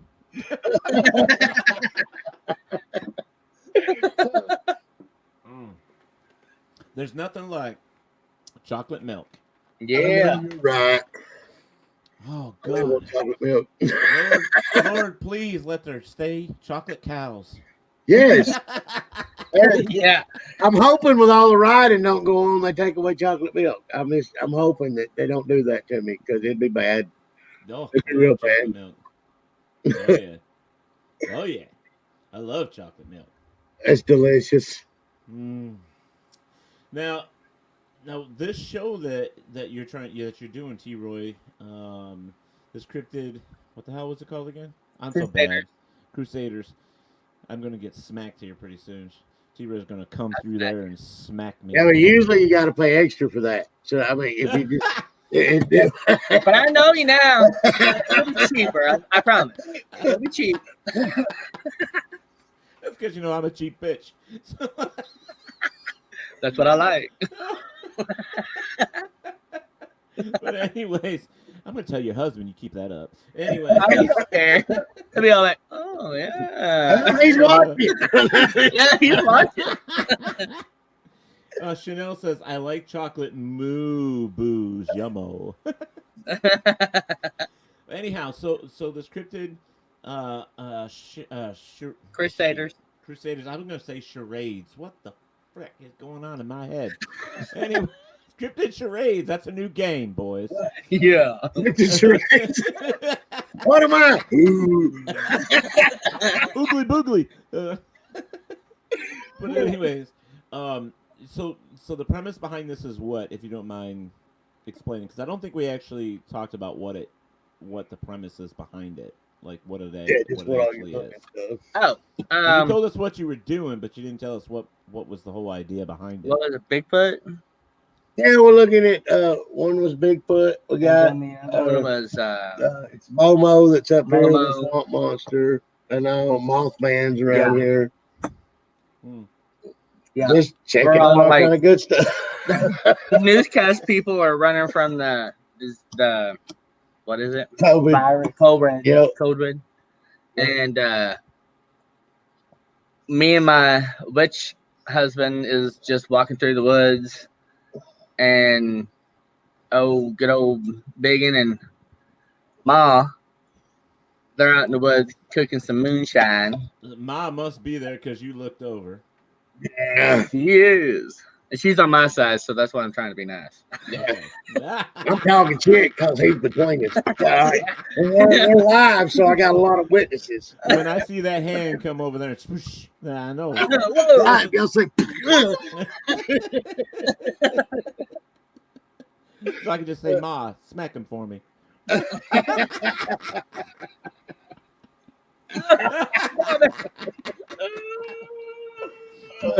it again. no, I think it's cryptid Joe. It'd be a lot of fun. Yeah. It's when we was talking about it, I was like, yeah, that'll be a lot of fun to do. We can do it, like say, Burn Angie. Yeah. Does it, and Mon or Ben, you know, he's in there with, he's like a video tech guy that knows all this stuff. I can't even. My wife has a computer set up to where I can go to like my parts places to buy parts for my truck and look at Facebook. Other than that, I tear them up. So I don't know nothing about it. He helps us with the video stuff. Well, I mean, you even seen earlier. Together, we couldn't turn a microphone on for about 30 minutes on the computer. Yeah. It was a sticky situation. We were using the wrong finger on that one. I'm down here. It took the whole hand. I mean, I'm out. I'm leaving y'all this one. Woo! Oh my goodness! getting hot, aren't you? Getting hot in here. But so these are gonna be like little skits then, basically. Y'all are gonna be doing like 5-10 minute skits or something short that. And they're gonna be funnier than all get out. Yeah, that's the premise y'all put across it. We're really hunting something, but why not just be funny while we're doing it? Have a good time. I mean, We all know each other. We're all good friends. We all get along. We all have fun with it. The whole thing with doing stuff like that, especially if you try to be too serious, funny shit's gonna happen anyways. Yeah. You know it's gonna be one or two you laughing, and the rest of them are gonna be, what the fuck you laughing at? Well, it was funny. It was funny. I already been there. And that's because they're the ones saying it wasn't funny. I could have broke a arm or a hip or poked my pancreas out or something. You know, I get it, but you know, I love physical comedy. When something like that happens, I laugh and I can't help it. It's like, yeah, I'll help you up after I'm I know, right? and pissing myself. You know what I mean? It's like, give me a my granddaddy used to tell us we'd fall down and he'd be sitting there and say, come here and I'll help you up. And he'd just laugh. My brother actually got up and went over and laid back down one time. Like, help me out, Pop. And my mom fell one time, and me and my little sister, she was like, "Oh, help me! I'm falling! I can't get up!" So we went running into the kitchen, down the stairs, and there she was, just splat on her back, laughing her ass off. I started laughing. I was, "What the hell are you laughing at?" "Oh, I don't know. I just figured I'd laugh." And she said, just to watch us come running in there out the shell. But it's so funny that she just had to laugh at it. So we both started laughing our asses off at it. We was all three laughing, and she was still on the ground. I was drinking one night, and at this time, I've lost down to 320 pounds now, but I probably weighed 430 or so at the time. And I trip and fall down the steps in our house, and it tears my knee all to pieces. I'm laying in the floor down there, can't get up. It wakes my wife up, and I'm like, help, help. And she comes in there and looks at me and starts laughing. And she goes back to the bedroom, stuck a pillow under my head, and threw a blanket over me. And I'm like, what the hell? She's like, what do you want me to do? I weigh 100 pounds. There's nothing I can do. But here's a pillow and a blanket. I'll see you in the morning. And I'm like, what the hell? Give me a jack or something. Give me a Call a fucking tow truck. Something. Anything. Right. Hey. We need something to get up from here. I mean, just...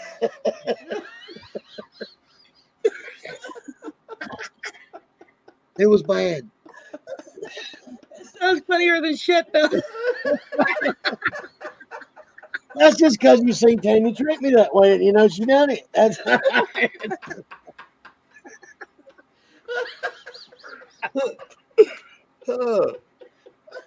No, I talk about, but she loves me very much. I'm a very lucky man with my wife. She must love you that much if she's willing to throw her teeth at somebody and go racing to beat that person. Exactly. You ready to beat somebody? Y'all don't understand that. She got Here, to hold my teeth.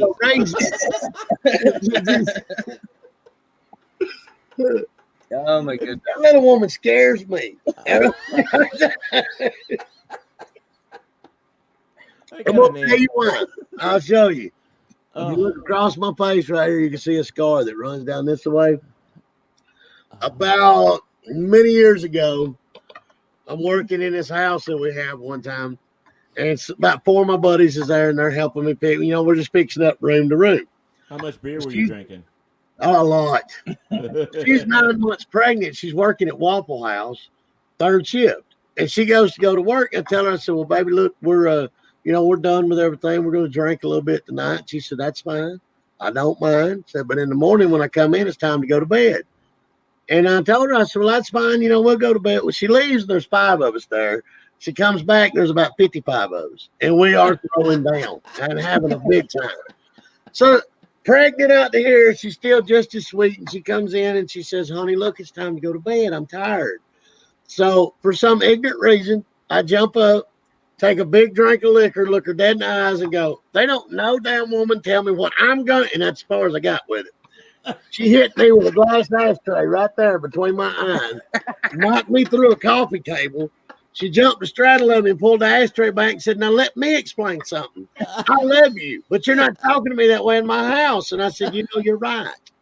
That's the last time I tried anything ignorant. That was many, many years ago. You should have taken your head clear off. She could have taken your head clear off. Yeah, I think she was trying to. I don't know. Oh my God. You can't make shit up like that. That is just so funny. Not at all. But you know what's great about that is, like, I got a couple stories too, and I have one I shouldn't be telling, but I'm going to tell you. I have when we were kids, we used to go to my Uncle Roger's and Aunt Phyllis's house. Okay, so we used to go there as kids. All of us kids did, because we could go there and get away with anything. It didn't matter, So that's why we went there. We went there so we could just goof off, be assholes, whatever. So we went, and my Aunt Phyllis is one of those kind of people that she's going to educate you about everything. You're going to learn something.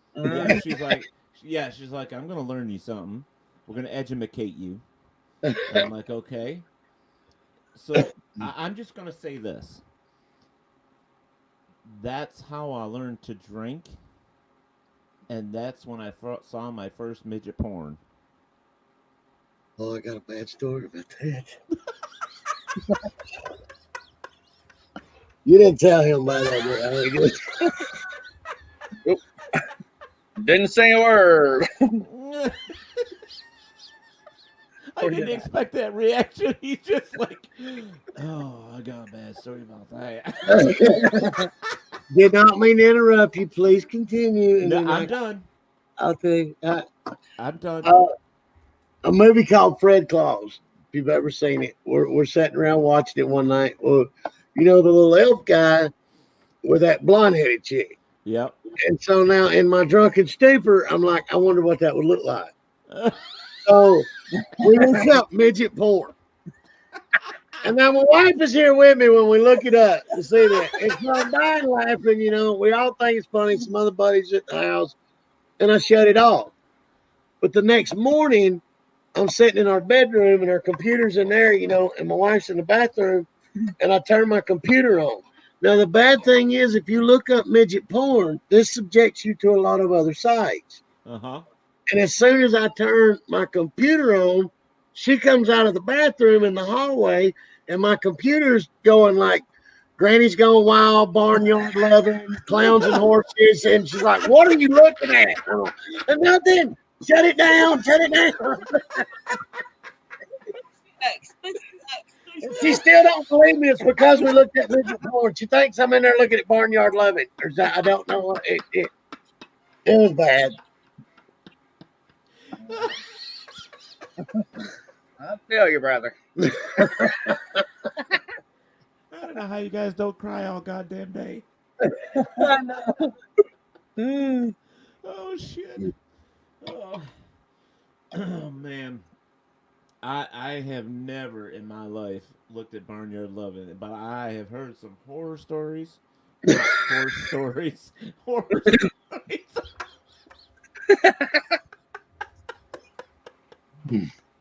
Yeah, bad. Alan Figure is good. Well,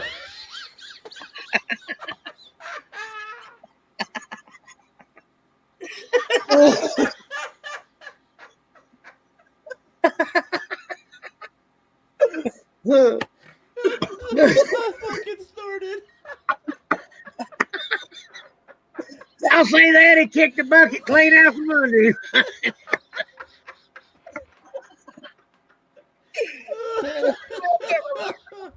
Oh shit.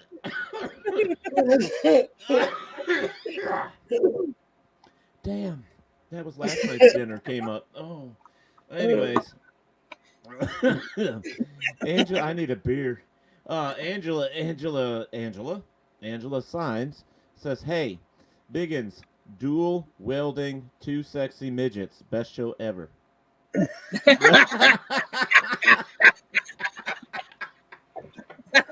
I love you, Angie. This lady on there right now is Angie we're talking about. Angie and her husband Love Barrett. you, Angie.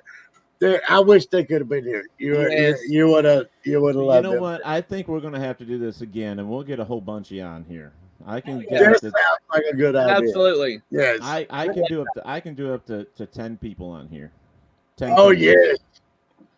So we can get That over would it. be awesome. You know, when I reached out to Hillbillies in the Holler, I was going to say Hillbillies in Heaven. Anyways, that's the next show. Hillbillies in the Holler. I don't know who it was that I spoke to. I think it was Bobo, maybe. Or Yeah, boo boo.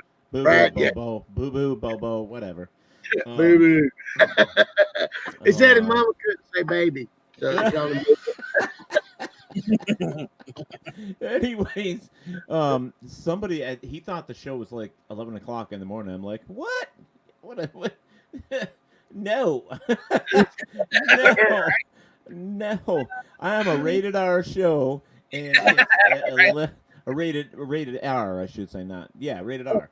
And so no, this is on at 11 o'clock at night. We're a variety show. We talk about anything and everything. I really like to have you guys on. So I was trying to get. Yeah, so it was Boo Boo or Bobo, whatever his name is, Boobo. Anyways, Boobo. it was him and Red and who was the other fella? I don't remember, but there was like 3 of them, and he apologized to me, said he screwed it up because he thought it was in the morning. The guys wanted to do it in the morning. I'm like, I don't do it in the morning. I'm sorry, I don't do nothing in the morning. I don't get up till noon, so that ain't happening. If it still says a.m., I'm asleep. No. Beauty rest time.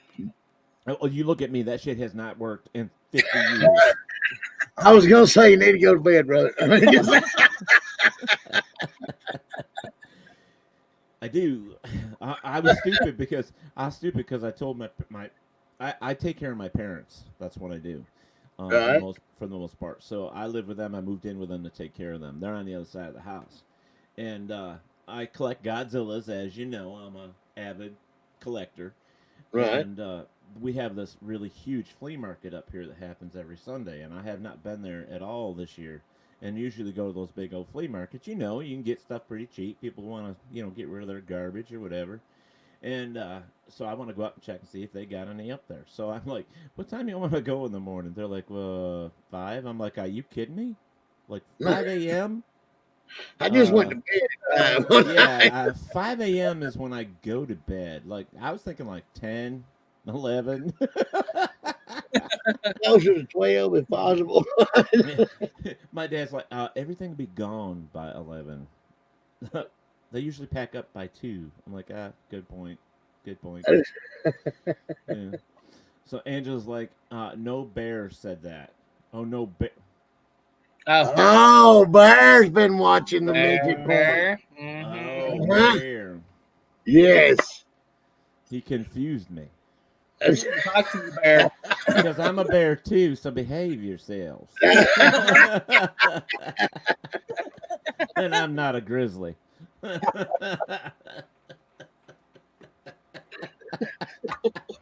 Poor Biggin. He's gone over there.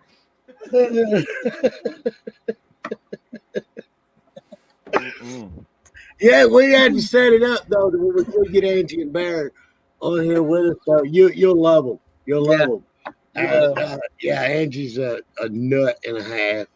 She is. She just. Oh, we like nuts. Is a case now. All done with us.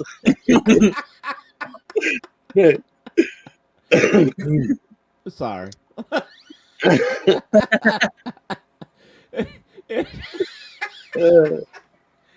Sometimes shit comes out of my mouth and I can't help it. It just happens. I have that problem a lot Me too. too. Yeah, everybody does. I mean, but you know what? That's what makes it part of your personality. Just it's good just to say. Ben Martin says this is great. Love you guys. Love you, Ben. Love you, man. Is that Bear? No, that's Angie's son. Ben. Oh, okay. He's on that. He's on with us. He's a damn genius. He's a tech guru and all this stuff. There's no room for those here in this show. And we have to have translation talking to Ben a lot too. It's the way I get him, he'll start explaining stuff about the computer to me, and then I'll just look at him and go, okay, what would be the correct timing on a 1973 shovel head? If that I set the carburetors on it, set the adjustment, 12 round out on the left side, 6 round out on the right side. He's like, I don't know what you're talking about, so now you know exactly how I feel. All right, that's how I feel when you start talking computer to me. So it's just, well, the boy's a genius. He can do anything with computer stuff. He made a video game. This is amazing to me. It may not be. He made a video game that you actually walk around on and shoot stuff. He made it out of nothing. I don't know. He writes code and stuff for it. Right. That stuff amazes me. I'm just, no, it does me too. Yeah, I know other people do that too, and I just look at them going, can we go have a beer now? I don't know what that's more like my speed. Lifting, pouring, setting down, refill. Lifting, pouring, set it down, refill. That's it. Oh yeah, crack a beer. Yeah, I'm going to say this because I think T-Roy's going to agree with me. There is nothing like a good gay redneck because they are funny as shit and absolutely, yeah. They are so down to home and yes. The worst drag in the world, but they're still good people. Oh, yeah. They paint their drag like they do their trailers, their mobile homes, all different stripes, and it's true though, It is. And I was raised in mobile homes, so like when people start putting down mobile homes, I'm like, and they'll look at me and go, "You lived in a house on wheels?" I'm like, "Yes, I did." I liked my house on a wheel. I could pick up and go anywhere I damn wanted to. All I needed was a big enough truck. That's it. You get yourself. Me and my wife, after the kids left the home, we had a 40-foot camper trailer. So if I didn't like my neighbors, I'd just move somewhere else. Yeah. I'd crank the truck up and go. And we'll park on the other side of the yard.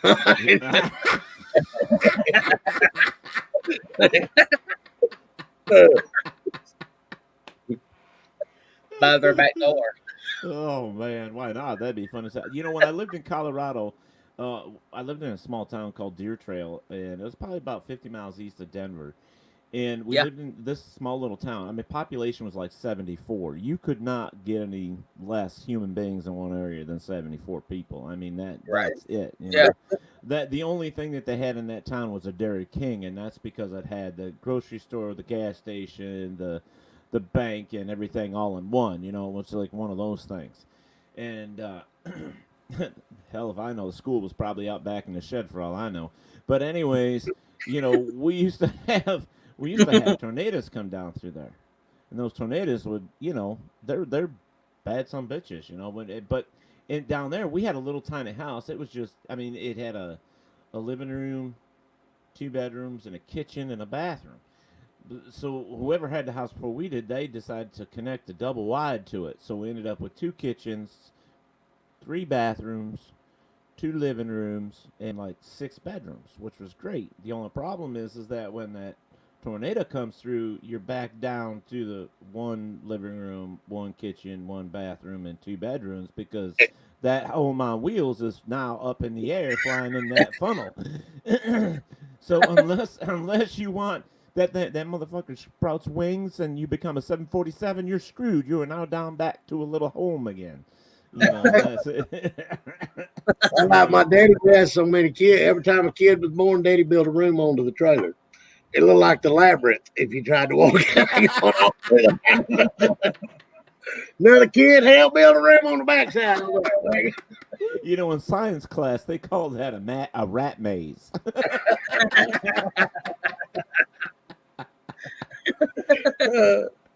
Oh man, all I could think was like when I was a little kid, because I mean, we being Irish and Indian, I mean, we have a love for animals and beer. I mean, there's nothing else there is in this world, you know. So I just imagine this little redheaded kid sitting in biology in science, and you have to dissect a frog. This poor little fella right here, well, not so little so much. I was doing mouth to mouth on that frog saying, live, be free, live, be free. Jump, little buddy. Got my little finger pumping on his stomach to get his heart started.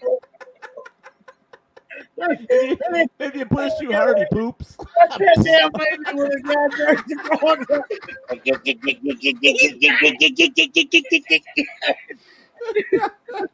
Get yourself a little 9-volt battery and a couple pieces of wire and try and zap, get his heart started, zap. Not working yet. And all he does is fart. His head comes up and his arms flap and he farts. Whoa, wrong. Whoa. Turn the juice down a little bit. You do it too long. Hey, if you do it too long, you end up with freaking, you know, frog legs, but whatever. Small tastes great. Afterwards, Tastes like chicken. Tastes like chicken.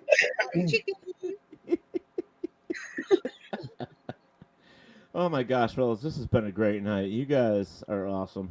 You guys are awesome. Well, thank you. You are too. Man, we appreciate you having us on. Absolutely, yeah. I definitely want you back if y'all want to come back. Yeah. Sounds like a plan. Absolutely. We'll get together and set it up, all right? Yeah, let's do that. Like I said, Get a we'll hold see if of we can Bear and everybody on with us. Yeah, get a few other people. Maybe we can get Red to get some internet somehow. I don't know. Maybe bring them somewhere that they have internet, like McDonald's. They usually have free internet. I don't know if they're open at that time, but he may have to break in and make himself a burger and have free internet. But he'll be on the show anyhow. But yeah, I would love it. And get yourself some money put together, fellas. Come to Ireland with me. I think it'd be a trip if you guys went to Ireland with me. Yeah, man. That would be hilarious.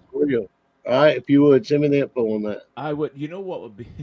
I don't think we'd get anything done. I think we'd be laughing and drinking too much. We won't be seeing too many sights except in our imagination. Yeah. And Biggin, if you fall down, I am not getting you up because if I get down there, I'm not getting up either. And then we're going to be calling a whole towing service. We would have to call a whole towing service to get all of us up because we'll all be laying on the ground not getting up. My ferry just wouldn't be able to work. I'm gonna put a big old sign on my belly. I'm gonna make us T-shirts that says I'm gonna get T-shirts made that says, "If I get drunk and fall down, give me a pillow and a blanket." See what you started, Marty?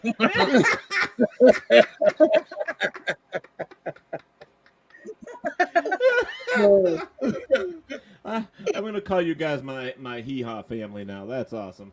That'll So, work. that'll work. That'll So, work.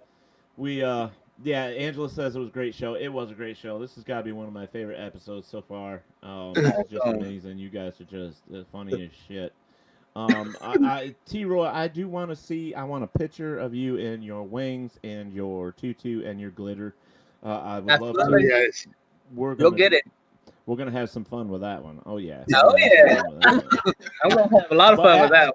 But after we're done, you got to put that tutu on Biggins. We got to see that too. Put him in like a ballerina pose. You got a deal on that one. The other day, I was messing with him, and we got one of them green thong slingshot bikini things. Oh you know? Jesus Christ! Oh yeah, I put it on and run out there, and T-Roy looked over and he said, "Damn, I always knew you was crazy, but now I see your nuts."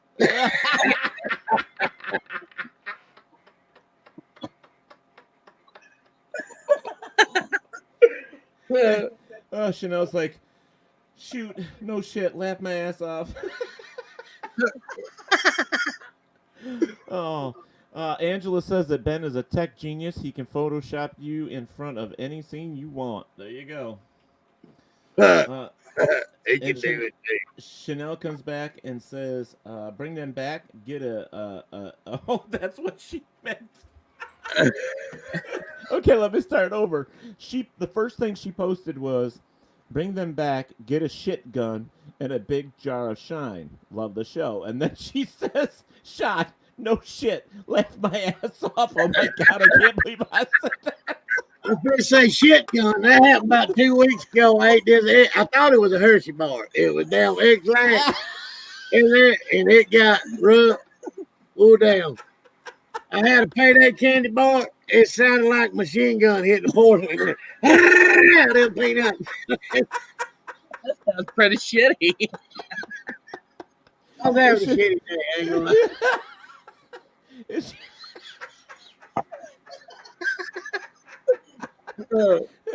Chanel says, "Damn."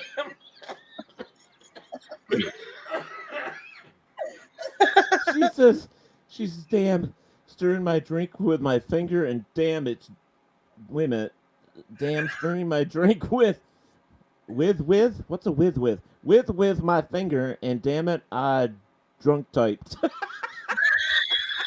So she was typing with her drunk finger. That's what she said. That's what it meant, I think. She was. And see, I understood that. So now I drank a lot of liquor, and it kicked in, and I was with you. I knew what you were talking Yeah, about. Right? she was stirring it with her finger. Her finger got drunk, and then she drunk typed. Yeah, that Yeah, no, I get It it. happens to the best of us. Ben Martin comes back and he says, "Loved it. Can't wait to make magic happen." And Chanel says, "I know a place you can roll that." Roll what? What are we rolling? Can we send one in private? I am me. Yeah, I am me. That if you want it rolled, yeah, exactly. Hey, what a coincidence! I am me too.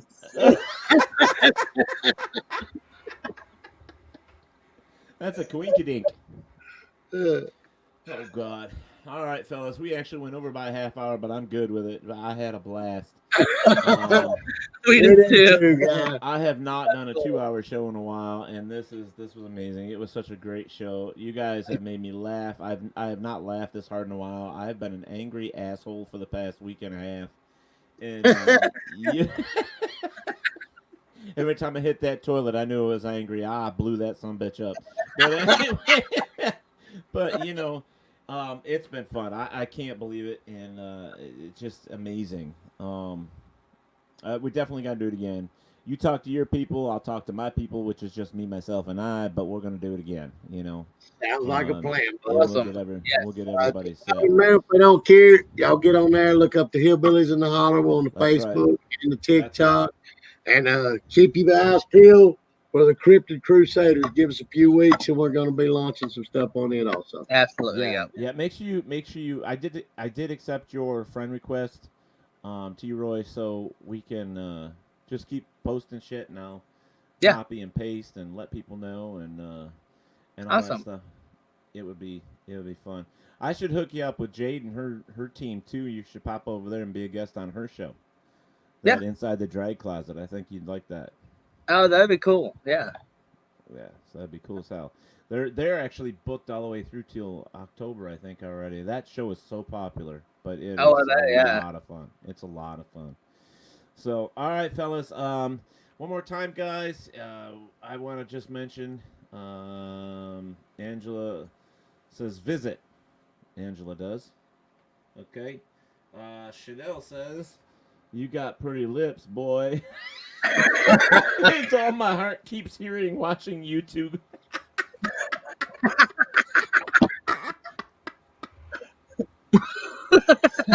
That was profiling, bitch.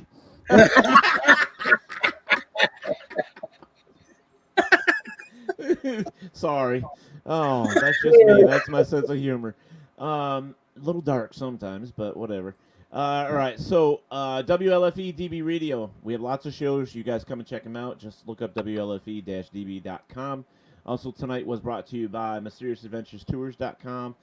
Please contact them and check them out at MysteriousAdventurestours.com. And once you get on there, to be on Haunted Journeys, and you can look for Ted's trip, and it's called Summer Solstice and Quiet Man trip to Ireland. It'll be a lot of fun.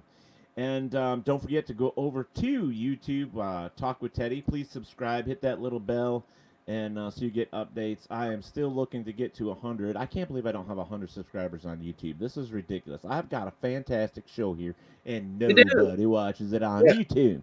So get over there, like and subscribe so I can get to 100 so I can have my own custom URL. And please like, share, and subscribe with Talk with Teddy on your Facebook, Instagram, YouTube, and now on TikTok. I can't believe I joined TikTok. But anyways, I'm on there. I got Bigfoot riding a lawnmower. If you don't believe me, go check me out on TikTok. There's Bigfoot riding a lawnmower. I'm going to see that. There you go. You just look me up. I'm over there. So Bigfoot riding a lawnmower.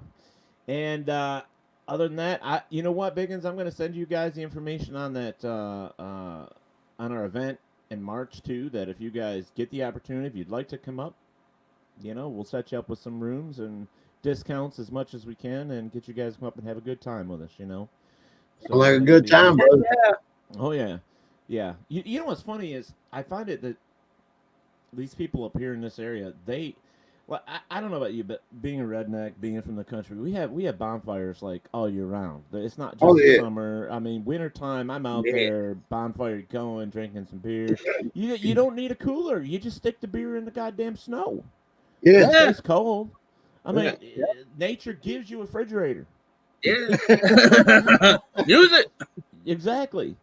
And you can even get your own, peeing spot by just writing your name. Right in the snow, and nobody else can go in your spot. It's got your name on it. They can't use it. It's got your name on it. So I put T-Roy everywhere. There you go. T-Roy sent all over my camp. I don't want that. You can have one little spot, but that's it. No. We got to tell him that here too. One spot, damn it, T-Roy. That's yours. Okay. But that's not the gay way. Yeah, I get it. But so I'll get you the information on that too. I'll get you the stuff on the Ireland tour if you're interested in that for sure. I'm kind of hoping I can persuade Red to go because I think it'd be a good time. Red is fun as shit. He looks like a little guy though. Yeah, he's a little feller. Yeah. Well, to us, he's a little fella. He does all right. That boy can chug. Oh yeah, good God. Gay people must love him. I wasn't gonna say nothing, but now that you bring it up, I'm not saying he does anything. I'm just saying that gay people. Never mind. That's not what I meant. I'm sorry, Red. Forgive me. That's not what I.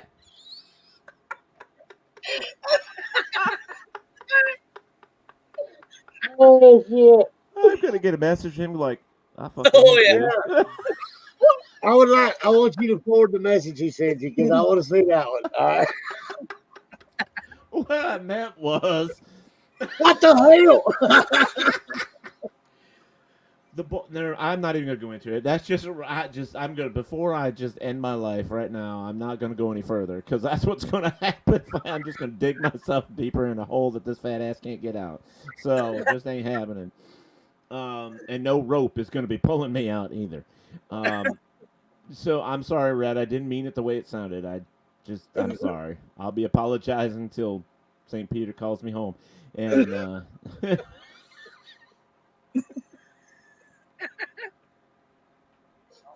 Chuck, until St. Peter calls me. I had to say, what the frick is wrong with me? It's in the genes. I mean, it's not. You got too much fairy dust. That's what's wrong with you.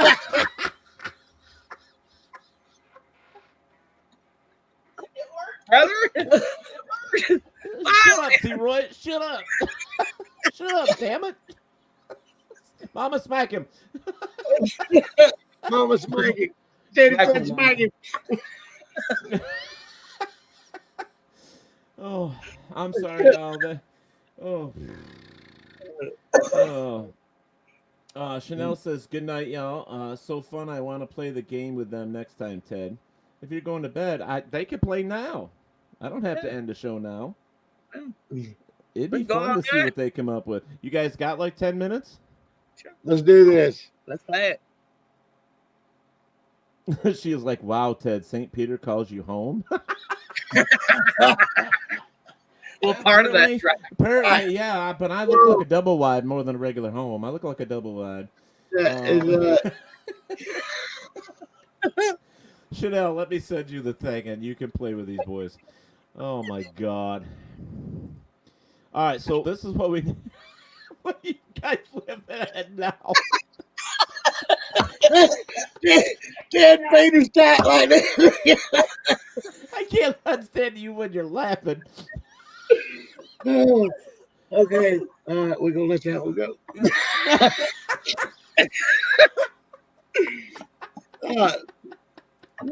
Out of the water.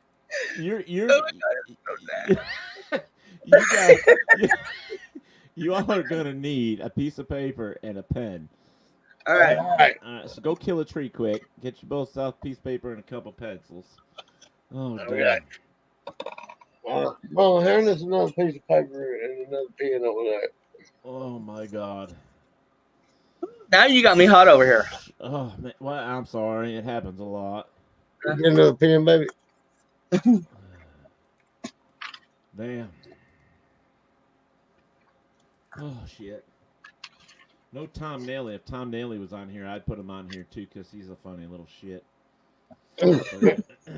All right, so. Oh, you're gonna light up. I'm gonna put in another chaw. Yeah. Nice. All right, so what we're gonna do is the way this works is I'm gonna put up a picture. All right, and since you're sitting next to each other, no talking, no nothing. You got to be like you're in school. You can't cheat. I'm gonna put up a picture, and you're gonna have to describe what it is, or give me a name. But you guys are gonna pick the name of the game first off. So these are your choices. Here, let me get back here. So create an introduction, like you're introducing somebody to the world. You would have to create an introduction for this person. That's one choice. The second choice, which a lot of people like to play, is called Give This Creature a Name, and you come up with a name for whatever this critter is. Then the third game would be Give These People a Movie Role. name I like this. naming the creature. What about you? What Okay, creature? that's the one we'll play. Chanel, that's Hey, Biggin and Chanel, T-Roy. what's happening? You look. Hey, turn your mic on. Turn your mic on. Can't hear you, hon. You muted me last night. I Huh? did? Uh-huh. Sit there. It wasn't Oh, last night. It had lady been was night coming in the before. room. I couldn't help it. Am I working? Yes. Yep. Can Wait you a see minute. us? Yes. Hey, girl, you working? Can you hear us? Yeah. Can you Yes, see we us? got you, Chanel. Chanel, you act like you can't see us. You're muted again. Hold on. You know what you have to do. Go out and come back in. I'm gonna That's leave what that he one said. alone too. Now pull out and then go back in. Okay.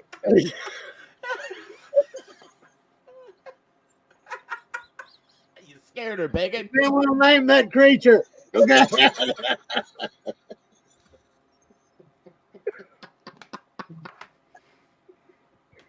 You're going to give T-Roy a heart attack. I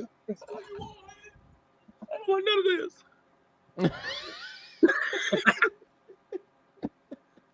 You should have left that creature alone. Right. All right, so we're going to be doing Name That Creature then. As soon as she comes back. if she comes back. I think we're running her off. Chanel! Girl, where you at? Woo. Am I here? Yay! Yes. You are back again. What a coincidence. I am here too. Yeah. I'm here for you. I just want to. I want to play with those blue lips. They're so pretty. You All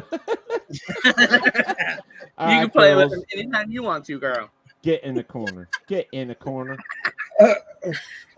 Nobody puts baby in the corner. Wait a minute, that could be fun.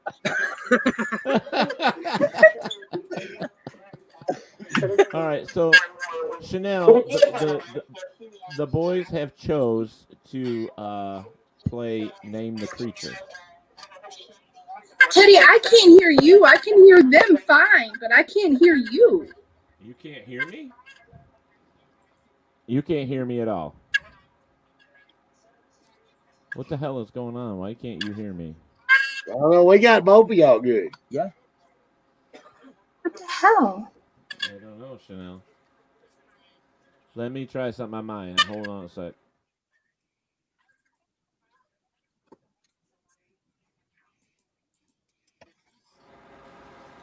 All right, can you hear me now? Can you hear me now? I hear you. You hear me now? Okay. Okay, now I gotta shut my fan off though. Now I'm gonna be You sweating sound more. like you were in a little teeny tiny box. Not anymore. I'm God. Don't put baby in a box. I need to make some prayers to you then. Don't put a baby in the box. That's yes, ma'am. So Chanel, what have you thought about the show so far? I loved it. I have a stitch in my side I'm going to have to rub out later because I laughed so hard. Good. All right, so what? Finish it. Can you hear me? Yes. Yep. Okay. Are we going to play a game? Yes. I don't play strip poker if you're fully dressed. Damn. All right, y'all strip on the poker. Okay. All right, so get yourself a piece of paper and a pen, and number it 1 through 6. Okay.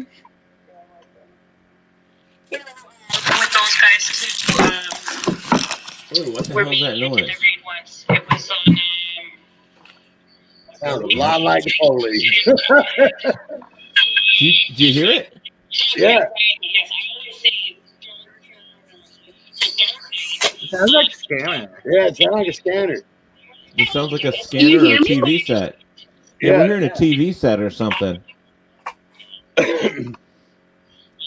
TV's not on. That sounds like a scanner for real. It's Oh, coming hold on. from her. Yeah, it's coming from her. I just Right. muted her. Oh, yep. Coming Are you from back me. yet? Yeah, it was coming from you. Still hear it. It's in the background, but we can still hear it.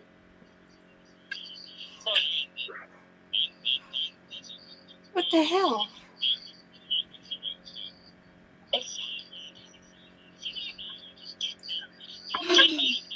Even Sheila's saying that it's like a police scanner in the background or something going on. Yeah. Maybe a mic open somewhere. Hell, you know what ain't us? We better figure out how to turn ours I on. know, right? We wouldn't be able to figure it Oh, out. no.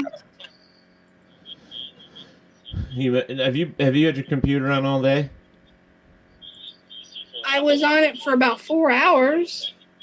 You may have to shut it down, restart it, and get back on. Was you watching anything to do with midgets? Because I told that.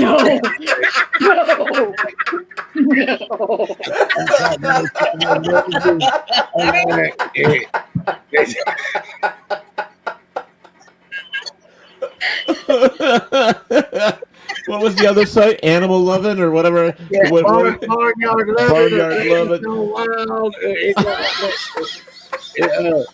Them put them viruses on your computer. We hadn't been drinking shit. Not a thing. You're gonna make your makeup's gonna run. Don't laugh so hard. I know. I'm trying not to. Okay, so we're gonna try and play the game if y'all can hear us still. Can Oh, you yeah, hear we us? got All right, Chanel. Yeah. Do you have something running in the background? But Did that help? I don't hear anything now. Yep. Sounds better. Ding, ding, ding. We I have just a turned the mic on and off. Okay. Hey, her? Cool. All right, so you got your paper listed 1 through 6. Yes, 1 sir. through 6. Chanel. Oh, it's back. Is it better? Yeah, it's still there. If I can't play, I'm gonna be sad. So why don't you try? We'll power We'll through get it. you. Yeah, we'll power through it. We Yeah. can't have you sad. No. Do you want to try and shut off and restart and come back on? You want me to do that? I'll do Yeah, that. it only takes a couple minutes, so go for it. If these fellas don't mind, I don't mind. I don't mind. Go for it. Okay. I don't hear anything, so I We hear you do. guys. We do. Yeah. So shut it down and come back. Maybe my computer's possessed. I need an exorcism. We could probably work something out.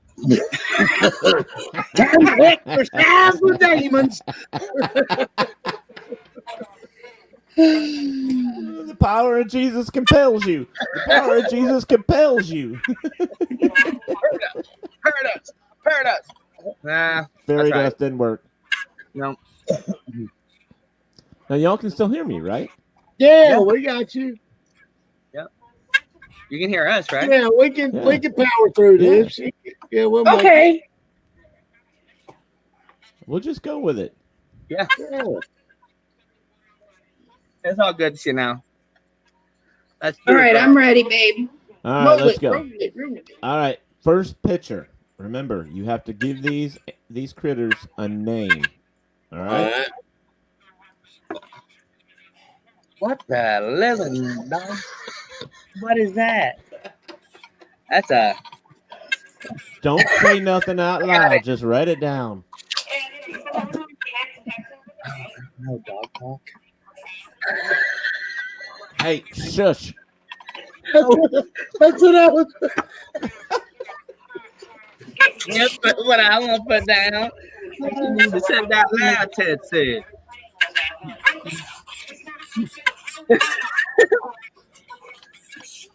Oh, no. I got mine. It sounds like a TV sitcom we're listening to here. What is it, like All in the Family or something?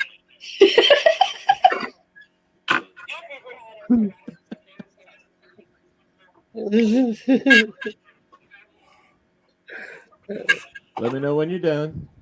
Yep.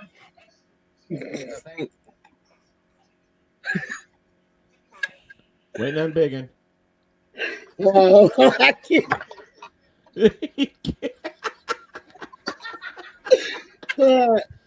Okay, yes. You got one? Yeah. Yeah? Yep. What Right. The fuck is that? I don't know, but it's ugly. I just want to record Biggin saying that. Well, What the fuck was that? I don't know. Hey, Biggins, at the end of the show, I Yeah. want you guys to stay on, and then what I'm going to do is we're going to record you just saying, if you want to, I'd like you to say something like, y'all go check out Talk with Teddy, blah, blah, blah. Come up with something funny. You know I hate snakes. That's a black mamba. Yucky. That's a snake? I see a horse with green, but oh, it is a snake head. Oh shit, I messed up. What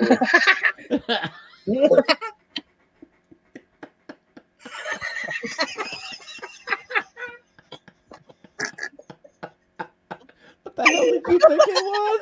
I got that shit out.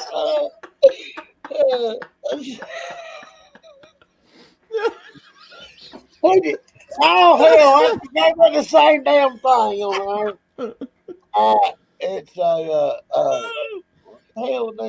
Just tell me when you're done. Oh, I got it. It's a Don't say it. No, you can leave it because I scratched mine out. What, you both got it? The same We thing? got it. Yep. Next. No time tonight. What the hell? I can't believe that Sheila's still up. Are y'all ready for the next?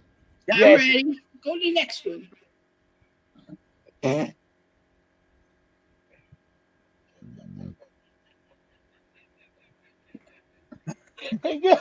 can't I can put see. He can't. I can't write that something. I wish you could see Biggins. I can see him. I can see you guys. But y'all... He's dying over there. Oh, hell. Hold on, I gotta think of a different one. You better get yourself a shot of shine if you need to think. All right. There's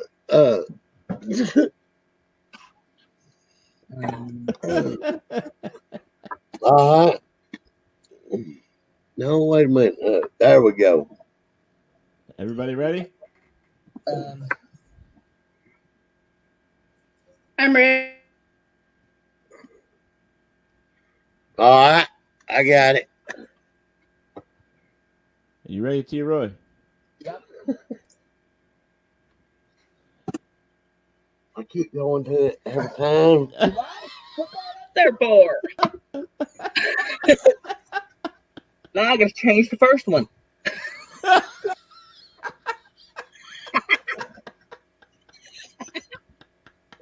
I had to change the first and on the second one. Yeah, Sheila says she had a 4-hour power nap. That's why she's still here. That's cool. All right, I got this.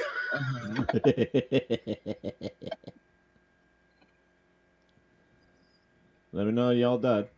My bad.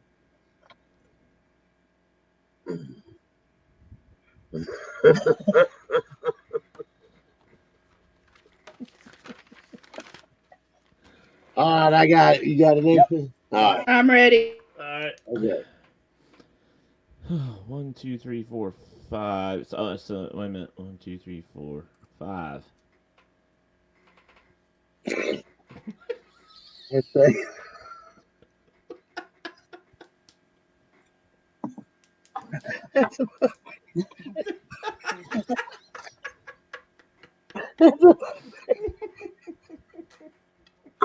Okay, I got that one.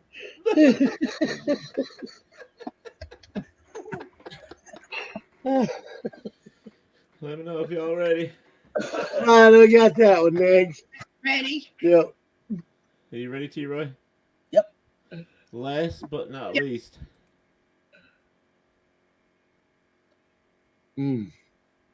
That's it, just. I can't put that on there. Oh. You can be bad. This is a bad show. This is a rated R. Is that a freaking porcupine monkey? What? Stop I'm giving lost. your answers. A porker monkey. I love that one.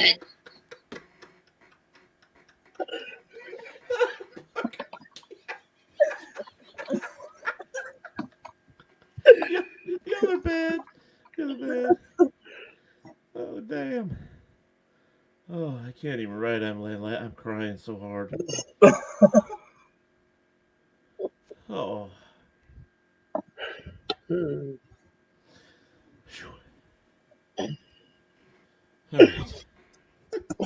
All right, I'm done. I got that one done. Okay. Everybody done? Go for it. I'm ready. Yes. All right. Oh, man. Hold on. I got to wet my face off.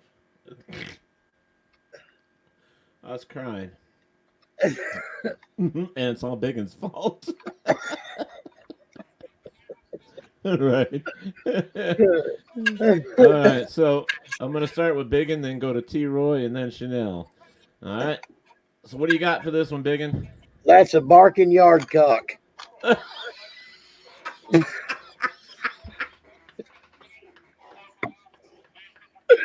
right. T-Roy, what do you got? Chicken T-Roy? dog. Chicken dog. Chicken dog. Chicken dog. Okay. Chanel? I did cock a dog. Cock a dog. No, I was thinking cock myself. I'm going to say that word every time I can. Cock a dog. Well, I'm giving that point to Biggins. His was original. Yes, it was. All right, let's Well, you go gotta- to number. Yeah. Go to number 2. Oh, right there's a 4-legged heart attack because I'll stroke out if I see something like that. T-Roy. Stallion snake. Okay. Chanel. I hate snakes, by the way. That's a black mamba. That name for Kevin, So I could put green racer. Green Racer. That's That's a pretty good one. Yeah, we'll give it to Chanel, I guess. Yeah. All right. Number 3. A yelping silverback. Dogamunk. Dog. Dogamon. Dogamunk. That's a new cryptid. That's a new cryptid. What you got, Chanel? Cousin Earl. Cousin Earl. I'm sorry, guys, but I got to give that to Chanel. Well, thanks you get that one.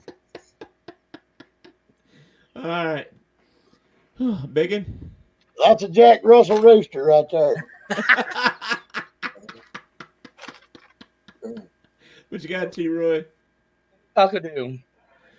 Chanel. Cockapooper. Cockapooper. He cockadoo.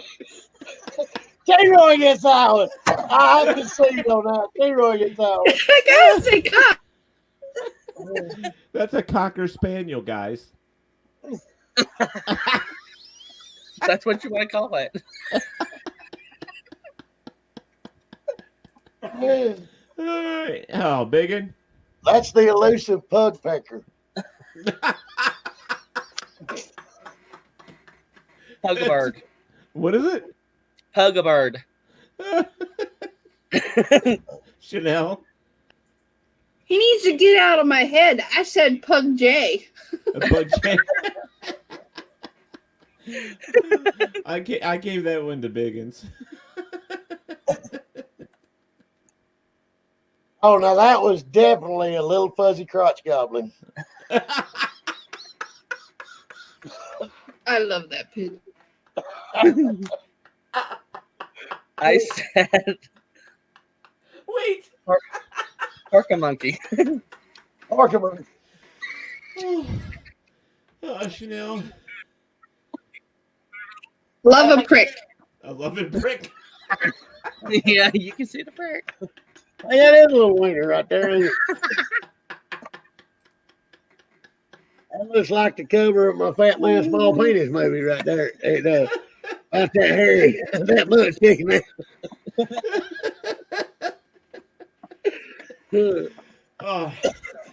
Oh, shit. All right, so this is the way it ended up. It ended up the Biggins with 3, T-Roy with 1, and Chanel with 2. So Biggins wins. Yeah.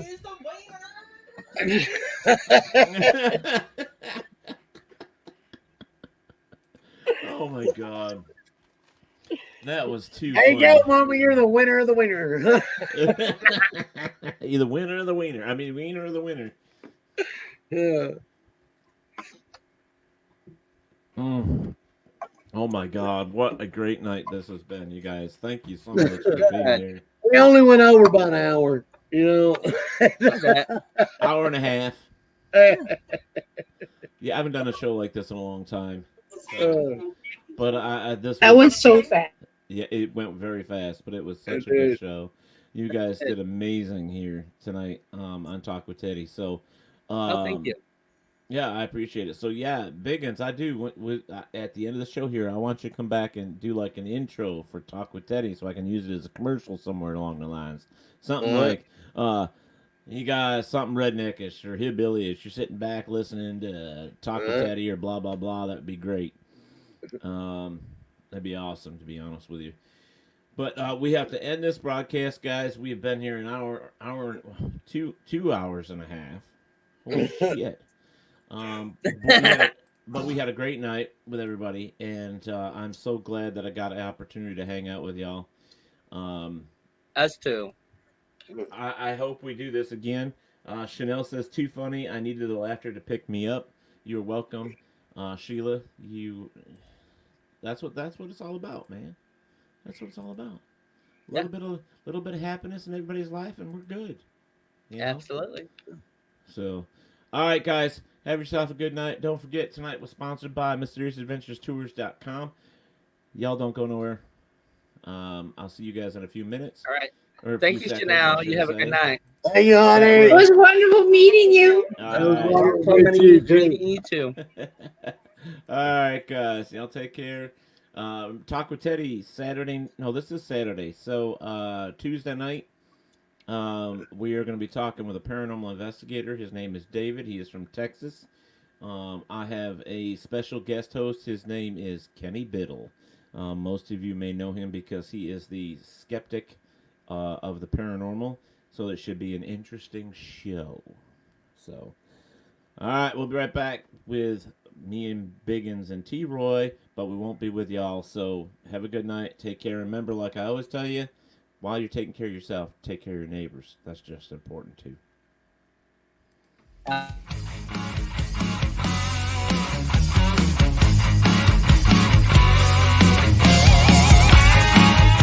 Thank you and my guests for joining me here on Talk with Teddy. Be safe and look out for one another.